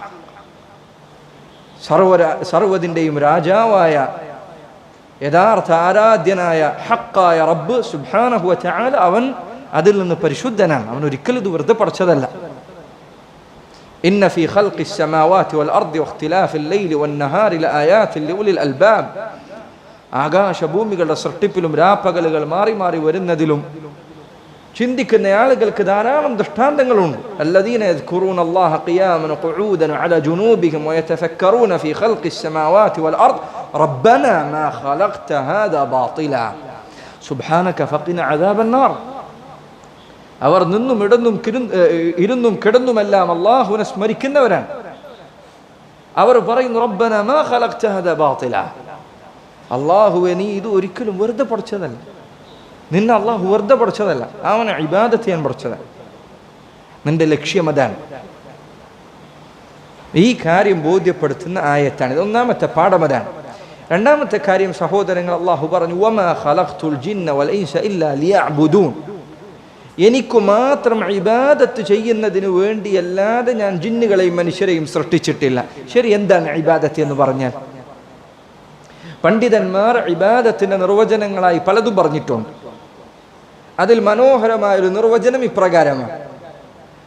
അവർ പറഞ്ഞു അൽ ഇബാദത്തു ഇസ്മുൻ ജാമിഉൻ ലികുല്ലി മാ യുഹിബ്ബുഹു അല്ലാഹു വയർദാഹ്. ഇബാദത്ത് എന്ന് പറഞ്ഞാൽ അത് അനേകം പ്രവർത്തനങ്ങളെ ഒരുമിപ്പിക്കുന്ന ഒരു വാക്കാണ്. ആ വാക്കിന് കീഴിൽ ഇബാദത്ത് എന്ന് പറഞ്ഞാൽ ഏതെങ്കിലും ഒരു കാര്യത്തിനാണോ ഇബാദത്ത് എന്ന് പറയുന്നത്? അല്ല. ഇബാദത്ത് എന്ന് പറഞ്ഞാൽ ഇസ്മുൻ ജാമിഉൻ, അത് പലതരം പ്രവർത്തനങ്ങളെ ഉൾക്കൊള്ളുന്ന നാമമാണ്. നിസ്കാരം ഇബാദത്താണ്, നോമ്പ് ഇബാദത്താണ്, സകാത്ത് ഇബാദത്താണ്, ഹജ്ജ് ഇബാദത്താണ്, പ്രാർത്ഥന ഇബാദത്താണ്. ഇബാദത്തുകൾ അനേകമുണ്ട്. ഇങ്ങനെ അനേകം പ്രവർത്തനങ്ങളെ ഒരുമിപ്പിക്കുന്ന വാക്കാണ് ഇബാദത്ത് എന്നത്. ഇസ്മുൻ ജാമിഉൻ ലികുല്ലി മാ യുഹിബ്ബുഹു അല്ലാഹു വയർദാഹ്, അല്ലാഹു സുബ്ഹാനഹു വ തആലക്ക് ഇഷ്ടമുള്ള അവന് തൃപ്തികരമായ എല്ലാ പ്രവർത്തനങ്ങളെയും ഒരുമിപ്പിക്കുന്ന വാക്കാണ്. ഒരു കാര്യം ഇസ്ലാമിൽ ഇബാദത്താണോ അതിന്റെ അർത്ഥം എന്താ? അള്ളാഹുവിന് അത് ഇഷ്ടമാണ്, അള്ളാഹുവിന് അത് തൃപ്തിയാണ്. ഉദാഹരണത്തിന് നിസ്കാരം, നിസ്കരിക്കുന്നത് അള്ളാഹുവിന് ഇഷ്ടമാണ്, സകാത്ത് നൽകുന്നത് അള്ളാഹുവിന് ഇഷ്ടമാണ്. മാത്രമല്ല അതിൽ വളരെ സൂക്ഷ്മമായി ശ്രദ്ധിച്ചാൽ നിങ്ങൾക്ക് മനസ്സിലാകും, ഇബാദത്തുകൾ അള്ളാഹു പഠിപ്പിച്ചാൽ മാത്രമേ ഇബാദത്താവുകയുള്ളൂ. എന്തുകൊണ്ട്?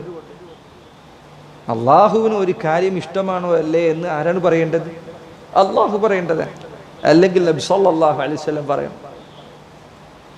ഒരാൾ സുബ്ഹിന്റെ സമയത്ത് 2 റക്അത്ത് നിസ്കരിക്കുന്നതിന് പകരം 4 റക്അത്ത് നിസ്കരിക്കാൻ, എന്നിട്ട് പറയുന്നത് റക്അത്തല്ലേ, ഫാത്തിഹയല്ലേ, ഖുൽ ഹുവല്ലാഹു അഹദല്ലേ ഓതിയത്, അള്ളാഹിനോടല്ലേ പ്രാർത്ഥിച്ചത് എന്ന് പറഞ്ഞാലോ, ഇത് അള്ളാഹ്ക്ക് ഇഷ്ടപ്പെടുമെന്ന് പറഞ്ഞാലോ ശരിയാവോ? ഇല്ല. എന്തുകൊണ്ട്?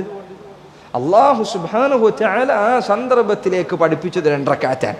അവിടെ അതേ പാടൂ, അവിടെ മാറ്റാൻ പാടില്ല.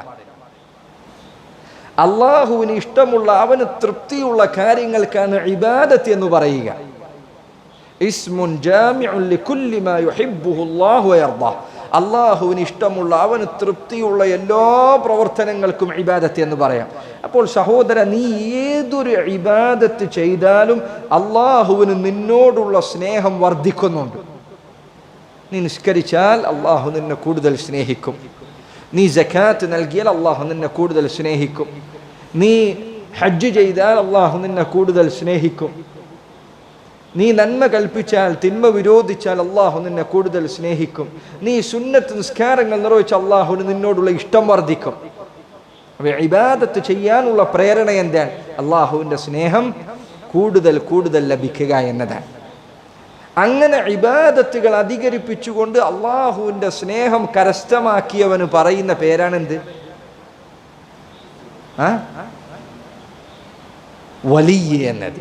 അവനാണ് വലി, അവനാണ് ഔലിയ. ഔലിയ എന്ന് പറഞ്ഞാൽ ബഹുവചനമാണ്. വലിയ എന്നതാണ് ഒരാൾക്ക് പറയുന്ന പേര്. ഔലിയാക്കന്മാർ എന്ന് പറഞ്ഞാൽ ആരാണ്?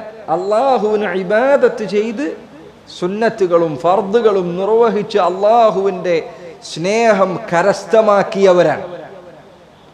അതല്ലാതെ ഇബാദത്ത് ചെയ്യാത്തവരല്ല. നമ്മളെ നാട്ടിൽ പലപ്പോഴും ഒരാൾ വലിയാകണമെങ്കിൽ മിനിമം ക്വാളിറ്റിയിൽ നിസ്കരിക്കാൻ പാടില്ല എന്നുള്ളത്. ഒരാൾ നിസ്കരിച്ചാൽ അവൻ വലിയല്ല. ആരെങ്കിലും കണ്ടിട്ടുണ്ടോ നിങ്ങളുടെ നാട്ടിലെ ഏതെങ്കിലും 5 നേരം നിസ്കരിക്കാൻ ജമാഅത്തിന് വരുന്ന, നോമ്പ് നോൽക്കുന്ന, ബുദ്ധിയോടുകൂടി കാര്യങ്ങൾ ചെയ്യുന്ന, മുടിയും താടിയൊക്കെ വെട്ടി വൃത്തിയാക്കി നടക്കുന്ന ഏതെങ്കിലും ഒരു മനുഷ്യനെ നോക്കി നമ്മുടെ നാട്ടിലുള്ള ആൾക്കാർ അപ്പോന്നൊരു വലിയാണ് എന്ന് പറയുന്നത് ഇല്ല. ജനങ്ങളുടെ കണ്ണിൽ ഒരാൾ വലിയാകണമെങ്കിൽ അവൻ ഇബാദത്തുകൾ അവസാനിപ്പിക്കണം. ഇസ്ലാമിൻ്റെ കണ്ണിൽ ഒരാൾ വലിയാകണമെങ്കിൽ അവൻ ഇബാദത്തുകൾ നിർവഹിക്കണം.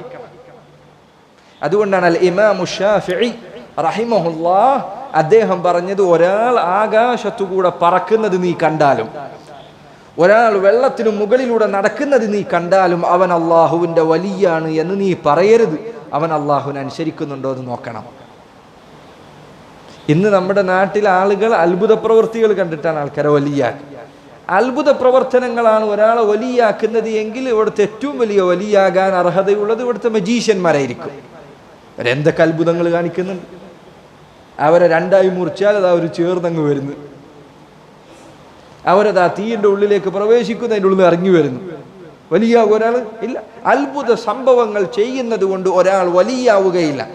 അല്ലാഹു സുബ്ഹാനഹു വ തആല അവൻ പഠിപ്പിച്ച ഇബാദത്തുകൾ നിർവഹിക്കുന്നവനാണ് വലി. ഉമർ ഇബ്നുൽ ഖത്താബ് റളിയല്ലാഹു അൻഹു അദ്ദേഹം മരിക്കുന്നത് എങ്ങനെയാണ് മരിച്ചത്? എവിടുന്ന അദ്ദേഹത്തിന് കുത്തേറ്റത്? നിസ്കരിക്കുമ്പോഴാണ് കുത്തേറ്റത്. ഔലിയാക്കന്മാരുടെ തലവനാണ് അദ്ദേഹം. ഉസ്മാൻ ഇബ്നു അഫ്ഫാൻ റളിയല്ലാഹു അൻഹു എങ്ങനെ മരിച്ചത്? ഖുർആൻ ഓതിക്കൊണ്ടിരിക്കുമ്പോഴാണ് അദ്ദേഹത്തിന് വെട്ടേറ്റത്. ഖുർആൻ ഓതിക്കൊണ്ടിരിക്കുമ്പോൾ. അലി ഇബ്നു അബി ത്വാലിബ് റളിയല്ലാഹു അൻഹു എങ്ങനെ മരിച്ചത്? സുബ്ഹ് നിസ്കാരത്തിന് ജനങ്ങളെ ഉണർത്താൻ വേണ്ടി മസ്ജിദിലേക്ക് കയറി വരുമ്പോഴാണ് അദ്ദേഹത്തെ വധിച്ചത്. ഔലിയാക്കന്മാരുടെ തലവന്മാർ ഇങ്ങനെയാണ്. സയ്യിദ് വലദി ആദം, ആദം സന്തതികളുടെ നേതാവ് മുഹമ്മദുൻ സല്ലല്ലാഹു അലൈഹി വസല്ലം അവിടുന്ന് വഫാത്താകുന്നതിന് തൊട്ടു മുൻപുള്ള ദിവസം അലി ഇബ്നു അബി ത്വാലിബിന്റെയും അബ്ബാസ് ഇബ്നു അബ്ദുൽ മുത്തലിബിന്റെയും കൈകളിൽ റളിയല്ലാഹു അൻഹുമ അവരുടെ തോളുകളിൽ തൻ്റെ കൈകൾ തൂക്കി വെച്ചുകൊണ്ട് അവരുടെ മേൽ ശരീരം വഹിച്ചുകൊണ്ട് തൻ്റെ കാലുകൾ മണ്ണിൽ വലിച്ചഴച്ചുകൊണ്ട് നബി സല്ലല്ലാഹു അലൈഹി വസല്ലം നിസ്കരിക്കാൻ പോവുകയാണ്. ഇസ്ലാം പഠിപ്പിച്ച വലിയതാണ്. റസൂലുള്ളാഹി സ്വല്ലല്ലാഹു അലൈഹി വസല്ലം വഫാത്താകുന്ന ദിവസം വരെ സഹാബികൾ പറയുന്ന, അവിടുന്ന് ഞങ്ങൾ നിസ്കാരത്തിന് സഫ് കെട്ടിയപ്പോൾ അവിടുത്തെ നിസ്കരിക്കാൻ വരാൻ വയ്യ, അസുഖം കഠിനമായിരിക്കുന്നു. അവിടുന്ന് തൻ്റെ മുറിയുടെ ഉള്ളിൽ നിന്നുകൊണ്ട് മസ്ജിദിലേക്കുള്ള കർട്ടൻ നീക്കി ഞങ്ങൾ സഫ് കെട്ടി നിൽക്കുകയായിരുന്നു. നബി സല്ലല്ലാഹു അലൈഹി വസല്ലം ഞങ്ങളെ നോക്കി പുഞ്ചിരിച്ചു. ഞങ്ങളുടെ നിസ്കാരം ഫിത്നയിലായി പോകുമോ എന്ന് ഞങ്ങൾ പേടിച്ചു പോയി, സന്തോഷം കാരണം, നബി സല്ലല്ലാഹു അലൈഹി വസല്ലമയുടെ നോട്ടം കാരണം. നോക്കൂ നിങ്ങൾ, ഇബാദത്തിലായി അവർ നിൽക്കുന്നത് കണ്ടപ്പോഴാണ് നബി സല്ലല്ലാഹു അലൈഹി വസല്ലമക്ക് സന്തോഷമുണ്ടായത്. ഇന്ന് ജനങ്ങൾ ഔലിയാക്കന്മാരെന്ന് വിശേഷിപ്പിക്കുന്ന രൂപത്തിലായിരുന്നു റസൂലുള്ളാഹി സ്വല്ലല്ലാഹു അലൈഹി വസല്ലമയുടെ ഒപ്പമുണ്ടായിരുന്ന വലിയകളെങ്കിൽ സഹാബിമാരെല്ലാവരും ഔലിയാക്കന്മാരാണ്. അവരെല്ലാവരും അള്ളാഹുവിൻ്റെ തൃപ്തി ലഭിച്ചവരാണ്. റളിയല്ലാഹു അൻഹും വറദു അൻ. നിങ്ങളൊന്ന് ആലോചിച്ച് നോക്കുക, സമൂഹത്തിൻ്റെ അവസ്ഥ എന്തായിരിക്കും? തിന്നാ പല്ലേക്കാത്ത, ഉറക്കത്തിൽ നിന്നേറ്റാൽ പല്ല് തേക്കാത്ത, നിസ്കരിക്കാൻ വരാത്ത, നോമ്പ് നോൽക്കാത്ത, നോമ്പ് ആരെങ്കിലും നോറ്റിട്ടുണ്ടെങ്കിൽ തന്നെ അവനോട് ഒഴിവാക്കാൻ പറയുന്ന വലിയകളായിരുന്നു റസൂലുള്ളാഹി സ്വല്ലല്ലാഹു അലൈഹി വസല്ലമയുടെ ചുറ്റുമുണ്ടായിരുന്നത് എന്ന് ഒരു മനുഷ്യന് ചിന്തിക്കാൻ പറ്റും? ഇല്ല. ഇബാദത്ത് എന്ന് പറഞ്ഞാൽ അള്ളാഹുവിന് തൃപ്തികരമായ, അവന് പ്രിയങ്കരമായ കാര്യങ്ങളാണ്. അത് ചെയ്യാൻ വേണ്ടിയാണ് അള്ളാഹ് നിന്നെ പഠിച്ചത്. അത് ഒരിക്കലും ഇബാദത്ത് അള്ളാഹു നിന്നിൽ നിന്ന് ഉയർത്തുകയില്ല, നിനക്ക് വല്ല ഭ്രാന്തോ മറ്റോ ബാധിച്ചിട്ടുണ്ടെങ്കിലല്ലാതെ. നബി സല്ലല്ലാഹു അലൈഹി വസല്ലം പറഞ്ഞതുപോലെ റുഫിഅൽ ഖലമു അൻ സലാസ്, 3 വിഭാഗം ആളുകൾ അവർക്ക് ഇബാദത്ത് ബാധ്യതയില്ല. ഒന്ന് കുട്ടിയാണ്, ചെറിയ കുട്ടികൾ, അവർക്ക് പ്രായപൂർത്തിയാകുന്നത് വരെ ഇബാദത്തുകൾ ബാധ്യതയില്ല. 2 ഉറങ്ങുന്നവനാണ്, ഉറക്കത്തിലാണ്, അവന് ബോധമില്ല, അതുകൊണ്ട് അവന്റെ മേലും ബാധ്യതയില്ല. 3 വൽ മജ്നൂനു ഹത്താ യഅഖിൽ, ഭ്രാന്തന് ബുദ്ധി വെക്കുന്നത് വരെ അവനും ഇബാദത്ത് ബാധ്യതയില്ല. ബുദ്ധിയുണ്ടോ ഇബാദത്ത് ചെയ്യണം. സഹോദരങ്ങളെ, ഇബാദത്ത് ചെയ്യുക എന്നതാണ് അള്ളാഹു നിന്നെ പടച്ചതിന് പിന്നിലുള്ള ലക്ഷ്യം. ഇസ്മുൻ ജാമിഉൻ ലികുല്ലി മാ യുഹിബ്ബുഹു അല്ലാഹു യർദാഹ് മിനൽ അഖ്വാൽ. ഇബാദത്തുകൾ പല രൂപത്തിലുണ്ട്. അതിൽ പെട്ടതാണ് അഖ്വാലുകൾ, പ്രവർത്തനങ്ങൾ, വാക്കുകൾ, സംസാരങ്ങൾ. ഇബാദത്താകുന്ന സംസാരത്തിനൊരു ഉദാഹരണം ആരാ പറയാ? ദിക്റുകൾ നാവ് കൊണ്ട് ചെയ്യുന്ന ഇബാദത്താണ്. വേറൊരു ഉദാഹരണം ആർക്ക് പറയാൻ സാധിക്കും? വഹദ് പറഞ്ഞു കൊടുക്കുക, ഒരാൾക്ക് നല്ല നന്മ കൽപ്പിക്കുക, തിന്മ വിരോധിക്കുക. വേറൊരു ഇബാദത്ത് ആർക്ക് പറയാൻ സാധിക്കും? ഖുർആൻ പാരായണം ചെയ്യുക. ഇതൊക്കെ നാവ് കൊണ്ടുള്ള ഇബാദത്തുകളാണ്. ഇതൊക്കെ നാവ് കൊണ്ടുള്ള ഇബാദത്തുകളാണ്. അതുപോലെ തന്നെ പ്രവർത്തനങ്ങൾ ഇബാദത്തുകളാണ്. ഉദാഹരണത്തിന് നിസ്കാരം ഇബാദത്താണ്, നോമ്പ് ഇബാദത്താണ്, സകാത്ത് ഇബാദത്താണ്. ഇതൊക്കെ അള്ളാഹുവിന്റെ മാർഗത്തിലുള്ള ഇബാദത്തുകളാണ്. അസ്സാഹിറ വൽ ബാത്തിന. ഇബാദത്തുകൾ രണ്ട് രൂപത്തിലുണ്ട്. അവ പുറമേക്ക് പ്രകടമാകുന്ന തരത്തിലുള്ളതുണ്ട്. ഉദാഹരണത്തിന് നിസ്കാരം, നോമ്പ്, ഇതൊക്കെ പുറത്തേക്ക് ആളുകൾക്ക് കാണാം. വൽ ബാത്തിന, അതോടൊപ്പം ഹൃദയത്തിൽ മാത്രം കാണാവുന്ന, ഒരാൾക്കും പുറത്തേക്ക് ദർശിക്കാൻ സാധിക്കാത്ത ഇബാദത്തുകളുണ്ട്. ഉദാഹരണം പറയാൻ ആർക്കാ? നോമ്പ് ഒരു നിലക്ക് പുറത്തേക്കുള്ള തഖ്വ. അഹ്സൻതും. അത്തഖ്വ ഹാഹുനാ. അത്തഖ്വ ഹാഹുനാ. നബി സല്ലല്ലാഹു അലൈഹി വസല്ലം തഖ്വയെ കുറിച്ച് പറഞ്ഞുകൊണ്ട് അവിടുന്ന് പറഞ്ഞു, തഖ്വ ഇവിടെയാണ്, തഖ്വ ഇവിടെയാണ്. അവിടുന്ന് ഹൃദയത്തിലേക്ക് കൈ ചൂണ്ടി. ഇത് ഹൃദയത്തിലുള്ള കാര്യമാണ്. വേറൊരു ഇബാദത്ത് ആരാ പറയാ? തവക്കുൽ, അല്ലാഹുവിൽ ബരമേൽപ്പിക്കുക എന്ന് ഹൃദയത്തിലെ ഇബാദത്താണ്. വേറൊരു ഈമാൻ, ഹൃദയത്തിലാണ് അതിന്റെ അടിസ്ഥാനത്തിൽ. പ്രവർത്തനങ്ങൾക്ക് പങ്കുണ്ട്, പക്ഷേ ഹൃദയത്തിലാണ് അതിന്റെ അടിത്തറയുള്ളത്. അതുപോലെ തന്നെ ഖൗഫുൻ, അല്ലാഹുവിനോടുള്ള ഭയം ഇബാദത്താണ്. അല്ലാഹുവിനെ പേടിക്കുക എന്നുള്ളത് ഇബാദത്താണ്. പിന്നെ ഹുബ്ബുൻ, അല്ലാഹുവിനോടുള്ള സ്നേഹം ഇബാദത്താണ്. റജാഉൻ, പ്രതീക്ഷ, അല്ലാഹുവിലുള്ള പ്രതീക്ഷ ഇബാദത്താണ്. ഇതൊക്കെ ഇബാദത്തുകളാണ്. നോക്കി, നിങ്ങൾ ഈ പറഞ്ഞതിൽ നിന്ന് ഇബാദത്ത് എന്താന്ന് നിങ്ങൾക്ക് മനസ്സിലാവണം. ഇബാദത്തുകൾ എന്നാൽ അള്ളാഹുവിന് തൃപ്തികരമായ വാക്കുകളും പ്രവർത്തനങ്ങളുമാണ്. അത് പുറമേക്ക് കാണുന്നതുകൊണ്ട് ഹൃദയത്തിനുള്ളിൽ മാത്രമുള്ള ഇതാണ് ഇബാദത്ത്. ഇങ്ങനെ ഇബാദത്തുകൾ നിർവഹിക്കാനാണ് അള്ളാഹു നമ്മെ പഠിച്ചത്. നാവ് കൊണ്ടുള്ള ഇബാദത്ത് ചെയ്യണം, ഹൃദയം കൊണ്ടുള്ള ഇബാദത്ത് ചെയ്യണം, പുറമേക്കുള്ള ഇബാദത്ത് ചെയ്യണം, ഉള്ളിലേക്കുള്ള ഇബാദത്ത്, ഇതൊക്കെ ചെയ്യണം. ഇതിനാണ് അള്ളാഹു നമ്മെ പഠിച്ചത് എന്ന് ബോധ്യപ്പെടുത്തുന്ന ആയത്താണിത്. അവസാനമായി ഒരു കാര്യം കൂടി പറഞ്ഞ് അവസാനിപ്പിക്കാം.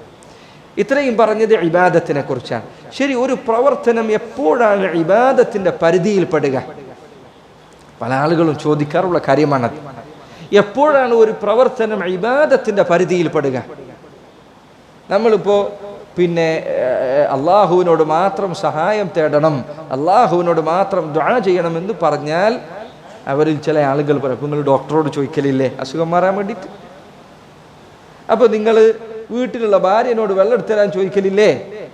അപ്പൊ ഇതൊക്കെ നിങ്ങൾ അള്ളാഹുവിനോട് ചോദിക്കുന്നത് പോലെയാണോ? ഒരു പ്രവൃത്തി ഇബാദത്താകണമെങ്കിൽ പണ്ഡിതന്മാർ പറഞ്ഞു അതിൽ പ്രധാനമായും 2 കാര്യങ്ങൾ ഉണ്ടാകും, അതല്ലെങ്കിൽ 3 കാര്യങ്ങൾ ഉണ്ടാകും. അവർ പറഞ്ഞു, ഇബാദത്ത് എന്ന് പറഞ്ഞാൽ ഒരു പ്രവൃത്തി ഇബാദത്താകണമെങ്കിൽ അതിൽ അവർ പറഞ്ഞു ഹുവ തദല്ലുൽ വൽ ഖുദൂഉ ബിമാ ശുരിഅ അലാ വജ്ഹിൽ മഹബ്ബ. ഒരു കാര്യം ഇബാദത്താകണമെങ്കിൽ അതിൽ അങ്ങേയറ്റത്തെ താഴ്മയും അങ്ങേയറ്റത്തെ വിനയവും ഉണ്ടാകണം. ഒന്നാമത്തെ കാര്യം അതാണ്. നമ്മൾ ഡോക്ടറോട് പോയിട്ട് അസുഖം മാറ്റി തരുന്നതെന്ന് ചോദിക്കുമ്പോൾ അങ്ങേയറ്റത്തെ വിനയത്തിലും താഴ്മയിലാണോ ചോദിക്കുന്നത്? അല്ല, അയാൾക്ക് പണം കൊടുക്കുന്നു, അയാൾ നമ്മുടെ രോഗം നോക്കുന്നു, മരുന്ന് തരുന്നു, തിന്നില്ലെങ്കിൽ തിന്നില്ല. ഇങ്ങനെയാണ് ഡോക്ടറുടെ അരികിൽ ചെല്ലുന്നത്. ഇതുപോലെയാണോ നിങ്ങൾ ഖബറിന്റെ അടുത്ത് പോയിട്ട് വലിയനോട് ചോദിക്കുന്നത്? ഇതുപോലെയാണോ നിങ്ങൾ ഖബറിന്റെ അരികിൽ ചെന്ന് അതിൽ കിടക്കുന്ന ആളുകളോട് സഹായം തേടുന്നത്? വേണമെങ്കിൽ മരുന്ന് എന്നാളാണോ പറയുന്നത്? അങ്ങനെ പറയുന്നത്? വേണമെങ്കിൽ രോഗം മാറ്റി തന്നേക്ക് എന്നാണോ പറയുന്നത്? അങ്ങനെയാണോ പറയുന്നത്? അല്ല. ഭാര്യനോട് വെള്ളം ചോദിക്കുമ്പോൾ ഭാര്യയെ ഒന്ന് വെള്ളം തരണേ എന്ന് കരഞ്ഞിട്ടാ പറയില്ല? അല്ല. അത് ഇബാദത്തല്ല. അത് ഇബാദത്ത്. എന്തുകൊണ്ട്? ഒരു കാര്യം ഇബാദത്താകണമെങ്കിൽ അതിൽ അങ്ങേയറ്റത്തെ താഴ്മയും വിനയവും ഉണ്ടാകണം. അപ്പോഴാണ് ഇത് ഇബാദത്താവുക. അല്ലാഹു സുബ്ഹാനഹു വ തആലയുടെ മുൻപിൽ ഈ താഴ്മയും വിനയവും ഒരാൾ പ്രകടിപ്പിച്ചാൽ അല്ലാഹുവിനുള്ള ഇബാദത്താണ്. അള്ളാഹു അതുകൊണ്ടാണ് പണ്ഡിതന്മാർ പറഞ്ഞു ഇബാദത്ത് എന്ന പദത്തിൽ തന്നെ അതിനുള്ള സൂചനയുണ്ട്. ഇബാദത്ത് എന്ന പദം തന്നെ ഈ താഴ്മയും വിനയവും സൂചിപ്പിക്കുന്നതാണ്. അബ്ദ് എന്ന് പറയുന്നത് ആർക്കാണ്? അടിമക്കാൻ. എങ്ങനെ അടിമ ഉടമസ്ഥന് മുന്നിൽ പോയി നിൽക്കാൻ? അഹങ്കാരത്തോടു കൂടിയാണോ? അല്ല, വിനയത്തിലാണ് നിൽക്കുക, അങ്ങേയറ്റത്തെ താഴ്മയിലാണ് നിൽക്കുക. അറബിയിൽ ധാരാളം ആളുകൾ യാത്ര ചെയ്യുന്ന വടികൾക്ക് പറയും തരീഖുൻ മുഅബ്ബദ്. തരീഖുൻ മുഅബ്ബദ്, അബ്ദായ വടി എന്ന് പറയും. എന്തുകൊണ്ടാണ് അബ്ദായ വടി എന്ന് പറഞ്ഞത്? ആളുകൾ അത് ധാരാളം അതിനു മുകളിൽ തങ്ങളുടെ കാലുകൾ കൊണ്ട് ചവിട്ടി ചവിട്ടി ആ വടി അത്ര മാത്രം നടക്കാൻ യോജിക്കുന്ന രൂപത്തിലായിട്ടുണ്ട്. അതുപോലെ തന്നെ നല്ല അനുസരണയുള്ള കുതിരകൾക്കും നല്ല അനുസരണയുള്ള ഒട്ടകത്തിനും ഈ വാക്ക് പറയും. എന്തുകൊണ്ട്? അവർ അനുസരിക്കുന്നത് കൊണ്ട്. അതുകൊണ്ട് ഇബാദത്ത് എന്ന് പറഞ്ഞാൽ അതിൽ ഒന്നാമതുണ്ടാകേണ്ട അതിൻ്റെ പ്രധാനപ്പെട്ട അതിലെ ഘടകം ഈ പറഞ്ഞ താഴ്മയാണ്. അത് ഒരു ഇബാദത്തിൽ നിന്ന് എടുത്തു നീക്കപ്പെട്ടാൽ അത് ഇബാദത്ത് അല്ലാതെയാകും. മുതകബ്ബിറാണ്, അഹങ്കാരിയാണ്. നീ അല്ലാഹുവിന് മുൻപിൽ നിസ്കരിക്കുന്ന സന്ദർഭത്തിൽ നിന്റെ മനസ്സിൽ നീ ചിന്തിക്കാൻ, ഓ ഞാൻ ഇത്ര ഇബാദത്തൊക്കെ ചെയ്യുന്നുണ്ടല്ലോ, ഇതൊക്കെ ഞാൻ അള്ളാഹ്ക്ക് വേണ്ടി ചെയ്തതല്ലേ, അള്ളാഹു എന്നെ പരിഗണിക്കേണ്ടതല്ലേ, അവൻ എന്നെ നോക്കേണ്ടതല്ലേ, ഞാനിതൊക്കെ ചെയ്യുന്ന ഒരാളല്ലേ എന്ന് അവൻ ചിന്തിച്ചാൽ അവൻ അബ്ദല്ല, അവന്റെ ഇബാദത്ത് പരിഗണിക്കപ്പെടുന്നതല്ല, അവൻ അഹങ്കാരിയാണ്. അള്ളാഹുവിന് നീ ചെയ്യുന്ന ഇബാദത്തുകൾ അവനുള്ള ഔദാര്യമല്ല, അവന്റെ അവകാശമാണ്. അള്ളാഹുവിന് അർഹതപ്പെട്ട അവന് അവകാശപ്പെട്ട കാര്യമാണ്. അതുകൊണ്ട് ഒരാൾ ഈ പറഞ്ഞ തദല്ലുൽ, ഈ പറഞ്ഞ താഴ്മയില്ലാതെ അള്ളാഹുവിന് ഇബാദത്ത് ചെയ്താൽ മുതകബ്ബിറാണ്. അവൻ 1000 വഖ്ത് നിസ്കരിച്ചിട്ടും കാര്യമില്ല. ഹൃദയത്തിൽ കിബ്റുണ്ടായി കഴിഞ്ഞാൽ അത് ഇബാദത്താവുകയില്ല. ഒന്നാമത്തെ കാര്യം ഈ പറഞ്ഞ താഴ്മയും വിനയവുമാണ്. അതോടൊപ്പം എന്തുണ്ടാകണം? അലാ വജ്ഹിൽ മഹബ്ബ, ഈ പറഞ്ഞത് സ്നേഹമുള്ള രൂപത്തിലായിരിക്കണം. സ്നേഹത്തോടുകൂടി നിർവഹിക്കുമ്പോൾ മാത്രമേ അത് ഇബാദത്താവുകയുള്ളൂ. ഉദാഹരണത്തിന് ചിലപ്പോൾ ആളുകൾ പോലീസിന്റെ മുന്നിലോ മറ്റോ അകപ്പെട്ട് കഴിഞ്ഞാൽ അവർക്ക് രക്ഷപ്പെടാൻ വേണ്ടി അവരോട് വലിയ വിനയവും താഴ്മയും കാണിക്കും. ഭരണാധികാരിയുടെ മുന്നിൽ വലിയ വിനയവും താഴ്മയും കാണിക്കും. സുൽത്താനായ ആള്, ഖലീഫയായ ആള്, അല്ലെങ്കിൽ വലിയ ഭരണാധികാരിയായ ആള് അയാൾ ശിക്ഷിക്കുമോ എന്ന് പേടി ചിലപ്പോൾ താഴ്മയിൽ നിൽക്കും. പക്ഷെ അതെന്തല്ല, അത് ഇബാദത്തല്ല. എന്തുകൊണ്ട് ഇബാദത്തല്ല? ഈ പറഞ്ഞയാൾ തന്നെ ശിക്ഷിക്കുമോ എന്ന പേടി കാരണത്താൽ മാത്രമാണ് അവൻ അങ്ങനെ നിൽക്കുന്നത്, ഇയാൾക്ക് രക്ഷപ്പെടാൻ വേണ്ടി. അല്ലാഹു സുബ്ഹാനഹു വ തആല അവന് നമ്മൾ ഇബാദത്ത് ചെയ്യുമ്പോൾ അവന്റെ മുൻപിൽ താഴ്മയും വിനയവും കാണിക്കുന്നതോടൊപ്പം എങ്ങനെ നമ്മൾ ഇബാദത്ത്? ഇഷ്ടത്തോടു കൂടിയാണ്, സ്നേഹത്തോടു കൂടിയാണ്, താല്പര്യത്തോടു കൂടിയാണ്. അതല്ലെങ്കിലോ ഒരാൾ താല്പര്യമില്ല, എന്തെങ്കിലും കാര്യലാഭത്തിനു വേണ്ടി, ആളെ കാണിക്കാൻ വേണ്ടി, ജനങ്ങൾ പറയുന്നതിനു വേണ്ടി അങ്ങനെയാണ് അവൻ ഇബാദത്ത് ചെയ്യുന്നതെങ്കിൽ അവൻ ആരാണ്? മുനാഫിഖാണ്, കപടനാണ്. അള്ളാഹുവിനോട് ഇഷ്ടമില്ലാതെയാണ് അവൻ ഇബാദത്തിന് വരുന്നത് എങ്കിൽ അവൻ മുനാഫിഖാണ്. അള്ളാഹു സുബ്ഹാനഹു വ തആല ഖുർആനിൽ പറഞ്ഞതുപോലെ, മുനാഫിഖുകളെ കുറിച്ച് പറഞ്ഞതുപോലെ, അവർ നിസ്കാരത്തിന് വന്നെത്തുമ്പോൾ മുൻപ് وإذا قاموا إلى الصلاة قاموا كسالى يراؤون الناس ولا يذكرون الله إلا قليلا. جزاك الله خير. അവർ നിസ്കാരത്തിന് നിന്നാൽ മടിയന്മാരായിക്കൊണ്ടാണ് നിസ്കരിക്കാൻ നിൽക്കുന്നത്. യുറാഊന الناس, അവർ ജനങ്ങളെ കാണിക്കുകയാണ്. ولا يذكرون الله إلا قليلا, അല്ലാഹുവിനെ അവർ വളരെ കുറച്ചല്ലാതെ സ്മരിക്കുകയില്ല. സൂറത്ത് മുഹമ്മദിൽ അല്ലാഹു സുബ്ഹാനഹു വ തആല പറഞ്ഞു, ذلك بأنهم كرهوا ما أنزل الله فأحبط أعمالهم. മുനാഫിഖുകളെ കുറിച്ച് തന്നെ പറഞ്ഞ ആയത്താണ്, കുഫാറുകളെ കുറിച്ച് പറഞ്ഞ ആയത്താണ്. അവർ അല്ലാഹു അവതരിപ്പിച്ച വിധിവിലക്കുകളെ വെറുത്തു, അത് കാരണത്താൽ അല്ലാഹു അവരുടെ പ്രവർത്തനങ്ങളെ എല്ലാം നിഷ്ഫലമാക്കി. അപ്പോൾ നിങ്ങൾ ഇബാദത്താകണമെങ്കിൽ താഴ്മയും വിനയവും ഉണ്ടാകണം. അത് മാത്രം ഉണ്ടായാൽ മതിയോ? ഇല്ല, സ്നേഹമുണ്ടാകണം. സ്നേഹത്തോടുകൂടി നിർവഹിക്കുന്നതാണ് ഇബാദത്താവുക. ഈ പറഞ്ഞതിൽ നിന്ന് നിങ്ങൾക്ക് നേരത്തെ പറഞ്ഞാൽ മറുപടി കിട്ടും. ഡോക്ടറെ അടുത്ത് പോകുന്നതും ഭാര്യൻ്റെ അടുത്ത് പോകുന്നതും ബാപ്പാനോടും ഉമ്മാനോടും ചോദിക്കുന്നതും ഈ പറഞ്ഞതൊക്കെ ഇതിനുള്ള മറുപടിയാണ്. ഒരു കാര്യം ഇബാദത്താകണമെങ്കിൽ അതിൽ അങ്ങേയറ്റത്തെ താഴ്മയും അനുസരണവും ഉണ്ടാകണം, താഴ്മയും വിനയവും ഉണ്ടാകണം. അതിൽ സ്നേഹവും ഉണ്ടാകണം. ഒരാൾ താഴ്മയില്ലാതെ ഇബാദത്ത് ചെയ്താൽ മുതകബ്ബിറാണ്, അഹങ്കാരിയാണ്. അതല്ലെങ്കിൽ ഇബാദത്ത് ചെയ്യാൻ അവൻ വിസമ്മതിച്ചാൽ, അവൻ അഹങ്കാരം കാണിച്ചാൽ അവൻ സിന്ദീഖാൻ, മുൽഹിദാൻ, നിരീശ്വരവാദിയാണ്, നിർമ്മതവാദിയാണ്. അതുപോലെ തന്നെ സ്നേഹമുണ്ടായിരിക്കണം. സ്നേഹമില്ലാതെ ഇബാദത്ത് ചെയ്യൽ മുനാഫിഖാൻ. അതുപോലെ തന്നെ അവർ പറഞ്ഞു വഹുവ തദല്ലുൽ വൽ ഖുദൂഉ ബിമാ ശുരിഅ, അല്ലാഹു കൽപ്പിച്ച രൂപത്തിൽ ഇബാദത്ത് ചെയ്യണം. അവൻ കൽപ്പിച്ചതുപോലെ ചെയ്യണം. ഒരാൾ തനിക്ക് തോന്നിയ പ്രവർത്തനങ്ങൾ ചെയ്തുകൊണ്ട് ഇത് ഇബാദത്താണെന്ന് പറഞ്ഞത് ഇബാദത്താവും അല്ല. അല്ലാഹു കൽപ്പിച്ചതുപോലെ നിർവഹിക്കണം. അപ്പോൾ മാത്രമേ അത് ഇബാദത്താവുകയുള്ളൂ. ഒരാൾ അള്ളാഹുവിൻ്റെ കൽപ്പനകൾക്ക് വിരുദ്ധമായി, ഉദാഹരണത്തിന് ഒരു ഉടമസ്ഥൻ അയാൾ തൻ്റെ അടിമയോട് വീട്ടിലുള്ള കാര്യങ്ങളെല്ലാം ഇതായത് ഇന്ന സാധനങ്ങൾ ഇന്ന സ്ഥലത്ത് വെക്കണമെന്ന് പറഞ്ഞു. അവൻ തനിക്ക് ഇഷ്ടപ്പെട്ട രൂപത്തിൽ അത് വെച്ചാൽ അവൻ യഥാർത്ഥ അടിമയാണോ? അവൻ ഉടമസ്ഥന്റെ കൽപ്പനകൾ അനുസരിച്ചിട്ടുണ്ടോ? ഇല്ല. അള്ളാഹു എങ്ങനെയാണോ നിന്നോട് കൽപ്പിച്ചത് അങ്ങനെ അനുസരിക്കണം. നിനക്ക് തോന്നിയതുപോലെയല്ല. നിനക്ക് തോന്നിയതുപോലെ നീ അള്ളാഹുവിനെ അനുസരിക്കാൻ വടികൾ കണ്ടെത്തിയാൽ നീ നസാറാക്കളോട് സാദൃശ്യമുള്ളവനായിരിക്കുന്നു. അവരിതേ പരിപാടിയാണ് ചെയ്തത്. അവർ അള്ളാഹുവിനെ തൃപ്തിപ്പെടുത്തുന്നതിന് വേണ്ടി പുതിയ പുതിയ വടികൾ ഉണ്ടാക്കി. ബ്രഹ്മചര്യം അവരുണ്ടാക്കിയ വടിയാണ്. എന്തിനു വേണ്ടി ബ്രഹ്മചര്യം അവർ അനുഷ്ഠിച്ചത്? അള്ളാഹു ഖുർആനിൽ പറഞ്ഞതുപോലെ അവർ പുതുതായി നിർമ്മിച്ചുണ്ടാക്കിയ ബ്രഹ്മചര്യം. സ്ത്രീകൾ, കന്യാസ്ത്രീകൾ വിവാഹം കഴിക്കാതെ ജീവിതം മുഴുവൻ കർത്താവിന്റെ മണവാട്ടിയാകാനുള്ള തയ്യാറെടുപ്പിൽ ദുനിയാവിൽ കഴിച്ചുകൂട്ടാൻ അള്ളാഹു ഇത് കൽപ്പിച്ചിട്ടുണ്ടോ? ഇല്ല. അവരുടെ റബ്ബ് ഈ പറഞ്ഞത് അവരോട് കൽപ്പിച്ചിട്ടില്ല. അതുപോലെ തന്നെ പുരോഹിതന്മാർ ബ്രഹ്മചര്യം അനുഷ്ഠിക്കുന്നു. ഇങ്ങനെ ചെയ്യുന്നവർ അവർ സ്വയം അള്ളാഹുവിൻ്റെ ഇഷ്ടം കരസ്ഥമാക്കുന്നതിന് വേണ്ടിയാണ് ഈ വടി ഉണ്ടാക്കിയത്. പക്ഷേ അതുകൊണ്ട് അവർക്ക് അള്ളാഹുവിൻ്റെ പ്രതിഫലവും അവൻ്റെ സ്നേഹവുമാണോ ലഭിക്കുന്നത്? ഇല്ല. അള്ളാഹു പറഞ്ഞ വഴിയിലല്ല അവർ മുന്നോട്ട് പോകുന്നത്. ഒരു കാര്യം ഇബാദത്താകണമെങ്കിൽ ഈ 3 കാര്യമാണ്. ഒന്ന്, അങ്ങേയറ്റത്തെ വിനയവും താഴ്മയും ഉണ്ടാകണം. 2, അത് സ്നേഹത്തോടു കൂടി നിർവഹിക്കുന്നതായിരിക്കണം. 3, പറഞ്ഞതുപോലെ നിർവഹിക്കണം. ഈ പറഞ്ഞ കാര്യങ്ങൾ അള്ളാഹുവിനോട് നിങ്ങൾ ചെയ്താൽ, അള്ളാഹുവിൻ്റെ ദീനിൻ്റെ വിധിവിലക്കുകൾ നിർവഹിച്ചുകൊണ്ട് നിങ്ങൾ നിർവഹിച്ചത് അള്ളാഹുവിൻ്റെ അടിമയാണ്. ഇത് മറ്റു വല്ലവരോട് ചെയ്താൽ നീ അവൻ്റെ അടിമയാണ്.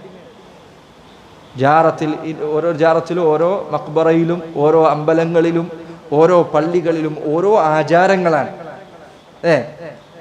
ആ ആചാരങ്ങൾക്കനുസരിച്ച് അതിൻ്റെ കൃത്യമായ രൂപങ്ങളും വിധിവിലക്കുകളും ഒക്കെ പാലിച്ച് ചില ജാറത്തിൽ പോയ എല്ലാ ജാറത്തിലും ഒരുപോലെയാണോ? അല്ല. ചില ജാറത്തിൽ പോയാൽ ആദ്യ 2 റക്അത്ത് നിസ്കരിക്കണം, പിന്നെ പഴം കൊടുക്കണം, എന്നിട്ട് വേറൊരു തുണി എടുത്ത് ജാറം മൂടണം, അതിനുശേഷം ചോദിക്കണം. അതിൻ്റെ ഇടയിൽ പൈസ വെക്കും വേണം. അതില്ലാതെ ഒരു ജാറും ഉണ്ടാവില്ല. എല്ലായിടത്തുള്ള ഒരേ ഒരു കർമ്മം അത് മാത്രമാണ്, പണം വെക്കാനുള്ളത്. ബാക്കിയുള്ള രൂപത്തിൽ വ്യത്യാസം ഉണ്ടാവും. അപ്പോൾ ഈ പറഞ്ഞ രൂപങ്ങൾ, ക്രമങ്ങൾ പാലിച്ചുകൊണ്ട് ഒരാൾ അള്ളാഹു അല്ലാത്തവരുടെ മുൻപിൽ ഈ പറഞ്ഞ വിനയവും താഴ്മയും കാണിക്കുകയും അവരോട് സ്നേഹം പ്രകടിപ്പിക്കുകയും അവരുടെ കൽപ്പനകൾ അതുപോലെ അനുസരിക്കുകയും ചെയ്താൽ അത് അവർക്കുള്ള ഇബാദത്താണ്. ഇതാണ് സഹോദരങ്ങളെ ഈ പറഞ്ഞ ആയത്തിൻ്റെ വിശദീകരണമായി ഇൻഷാ അല്ലാഹ് പറയാനുള്ളത്. അടുത്ത ദർസുകൾ മുതൽ നമ്മൾ കുറച്ചുകൂടി വേഗതയിൽ പറയും. ഇത് തുടക്കത്തിലുള്ള അധ്യായത്തിൽ വരുന്ന ആയത്തുകളും ഹദീസുകളും ഇനി വരാനിരിക്കുന്ന അധ്യായങ്ങൾക്ക് അടിത്തറയിടുന്ന അധ്യായമാണ്. ഈ ആദ്യത്തെ ചില അധ്യായങ്ങൾ ഇനി വരാനുള്ള അധ്യായങ്ങൾക്കുള്ള അടിത്തറയാണ്. എൻ്റെ സഹോദരങ്ങളോട് ഞാൻ പറയട്ടെ, നിങ്ങൾ ഈ പഠിക്കുന്ന ആയത്തുകളും ഹദീസും മനഃപ്പാഠമാക്കണം. ഇത് നിങ്ങൾ മനഃപ്പാഠമാക്കണം. ഇതിൽ പറയുന്ന ഹദീസുകൾ ഇൻഷാ അല്ലാഹ് ആ ഹദീസുകളിൽ തെളിവിൻ്റെ ഭാഗം ഏതാണ് എന്ന് ഞാൻ ഓരോ സന്ദർഭത്തിലും വിവരിക്കും. ചില ഹദീസുകൾ നല്ല സുദീർഘമായ ഹദീസായിരിക്കും. അതിൽ നിങ്ങൾ മനഃപ്പാഠമാക്കേണ്ട ഭാഗം ഞാൻ പറയാം. ഒരു ചെറിയ ഭാഗമേ ഉണ്ടാവുള്ളൂ. നിങ്ങളത് മനഃപ്പാഠമാക്കണം. എന്നിട്ട് സഹോദരങ്ങളെ തൗഹീദിലേക്ക് നിങ്ങൾ ഈ പറഞ്ഞ തെളിവുകൾ മുഖേന ക്ഷണിക്കുക. അതിൻ്റെ ബറക്കത്ത് നിങ്ങൾക്ക് കാണാൻ സാധിക്കും. ജനങ്ങൾ മാറും. ഈ കിതാബ് തന്നെ, ഈ ഗ്രന്ഥം തന്നെ അതിന് വലിയ അടയാളമാണ്. ഒരു രാജ്യം ഒന്നടങ്കം തൗഹീദിൻ്റെ നാടായി മാറുന്നതിന് സഹായകമായ ഗ്രന്ഥമാണിത്. ഇപ്പോഴും ആധുനിക കാലഘട്ടത്തിലും കിതാബ് തൗഹീദ് പഠിപ്പിക്കപ്പെട്ട ചില നാടുകളിൽ ശിർക്കിൻ്റെ കേന്ദ്രങ്ങൾ, ജനങ്ങൾ അവർ സത്യം മനസ്സിലാക്കുകയും അവർ തന്നെ ഒരുമിച്ച് മുന്നോട്ട് വന്ന് ശിർക്കിൻ്റെ കേന്ദ്രങ്ങൾ നശിപ്പിക്കുകയും തകർക്കുകയും ചെയ്ത സംഭവങ്ങൾ ധാരാളമുണ്ട്. സ്വയം ജനങ്ങൾ തന്നെ അവരുണ്ടാക്കി വെച്ച ജാറവും മക്ബറയും, അങ്ങനെ ചില ജാറങ്ങൾ മക്ബറകൾ അവർ പൊളിച്ചു നോക്കിയപ്പോൾ അതിൻ്റെ ഉള്ളിൽ ഒന്നുമില്ല.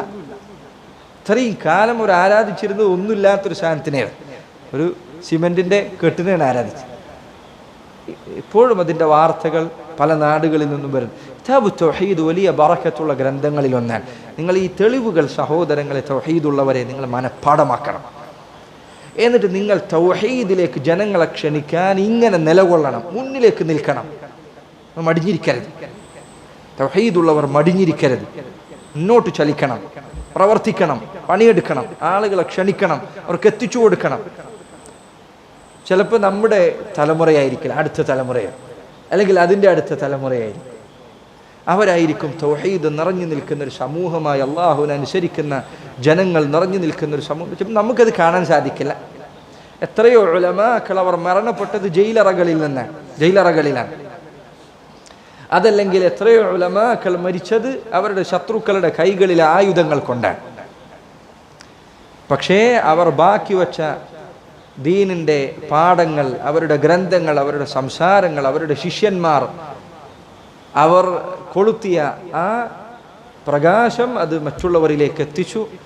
അങ്ങനെ അവർക്കതിൻ്റെ പ്രതിഫലം ഇങ്ങനെ അവരുടെ ഖബറിലേക്ക് ലഭിച്ചുകൊണ്ടിരിക്കുന്നു, ഇഖ്ലാസ് ഉണ്ടെങ്കിൽ. അതുകൊണ്ട് സഹോദരങ്ങളെ, പരലോകത്തേക്ക് രക്ഷപ്പെടാൻ ഏറ്റവും നല്ല അമൽ ഇൽമു പ്രചരിപ്പിക്കലാണ്. ഇൽമിൽ ഏറ്റവും നല്ല ഇൽമു തൗഹീദാണ്. അതുകൊണ്ട് നിങ്ങൾ തൗഹീദ് പ്രചരിപ്പിക്കുക, തൗഹീദ് പറഞ്ഞു കൊടുക്കുക, അതിലേക്ക് ആളുകളെ ക്ഷണിച്ചുകൊണ്ടേയിരിക്കുക. അതിനുവേണ്ടി നമ്മുടെ സമയവും സന്ദർഭവും മാറ്റിവെക്കുക. കുറച്ചു കാലം മുൻപ് വരെ അത് ഈ നാട്ടിൽ വളരെ പ്രകടമായിരുന്നു. പക്ഷേ പിന്നീട് ഇപ്പോൾ പലപ്പോഴും ആളുകൾ സങ്കടമുണ്ടാക്കുന്ന കാര്യങ്ങളിലൊന്ന്, തൗഹീദുള്ളവർ, അത് ഇതിന് വില മനസ്സിലായ ആളുകൾ, അവർ പലപ്പോഴും മറ്റു പല തർക്കങ്ങളിലുമാണ്, അനാവശ്യമായ വിഷയങ്ങളിലാണ്.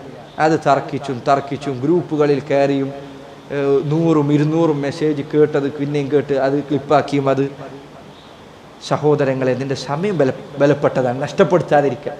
പരലോകത്തിനൊക്കെ ഉപകാരപ്പെടുന്ന കാര്യമാണ് ഈ ഫിത്നകൾ. ഈ ഓരോ മാസവും ഉണ്ടാകുന്ന തർക്കങ്ങളുണ്ടല്ലോ, അതൊരു മാസം കഴിഞ്ഞ് അവസാനിക്കും. പിന്നെ നീ അത്രയും സംസാരിച്ചതൊക്കെ ഇല്ലാതെ നിങ്ങൾ തന്നെ എടുത്തു നോക്കൂ. ഒരു വർഷം മുൻപ് വരെ നിങ്ങൾ വലിയ വിഷയമായി കൊണ്ടുവരുന്ന കാര്യങ്ങൾ പറയുന്നുണ്ടോ? ഇല്ല, അതൊക്കെ പോയി. തൗഹീദ് അന്ത്യനാൾ സംഭവിക്കുന്നത് വരെ പ്രാധാന്യമുള്ള വിഷയമാണ്. അതൊരിക്കലും അവസാനിക്കില്ല. ഈ ജനങ്ങളെല്ലാവരും തൗഹീദുള്ളവരായി തീർന്നു എന്ന് വിചാരിക്കുക. എന്നാലും തൗഹീദ് പറയുന്നത് നിർത്താൻ പറ്റില്ല. എന്തുകൊണ്ട്? അവരത് മറന്നുപോകാതിരിക്കാൻ വേണ്ടി. അതുകൊണ്ട് എപ്പോൾ പറഞ്ഞാലും വാലിഡിറ്റി അവസാനിക്കാത്ത വിഷയമാണ് തൗഹീദ് എന്നത്. അതുകൊണ്ട് സഹോദരങ്ങളെ, എൻ്റെ പ്രിയപ്പെട്ടവരെ, നിങ്ങൾ ഈ പറഞ്ഞ വിഷയത്തിൻ്റെ ഗൗരവം മനസ്സിലാക്കിയത് പഠിക്കുന്നതിനു വേണ്ടി മാറിയിരിക്കുക. അല്ലാഹു സുബ്ഹാനഹു വ തആല നാം ഏവരെയും തൗഹീദ് പഠിക്കുന്നവരും പ്രാവർത്തികമാക്കുന്നവരും അതിലേക്ക് ജനങ്ങളെ ക്ഷണിക്കുന്നവരും അതിൻ്റെ മാർഗത്തിൽ അള്ളാഹുവിന് വേണ്ടി ക്ഷമിക്കുന്നവരുമാക്കി അള്ളാഹു നാം ഏവരെയും മാറ്റുമാറാകട്ടെ. اللهم أعنا على ذكرك وشكرك وحسن عبادتك. اللهم أعز الإسلام والمسلمين وذل الشرك والمشركين. اللهم اغفر للمسلمين والمسلمات والمؤمنين والمؤمنات. اللهم ربنا تقبل منا إنك أنت السميع العليم وتب علينا إنك أنت التواب الرحيم واغفر لنا يا غافر المذنبين. وصلى الله وسلم وبارك على نبينا محمد وعلى آله وصحبه وسلم. سبحانك اللهم وبحمدك أشهد أن لا إله إلا أنت أستغفرك.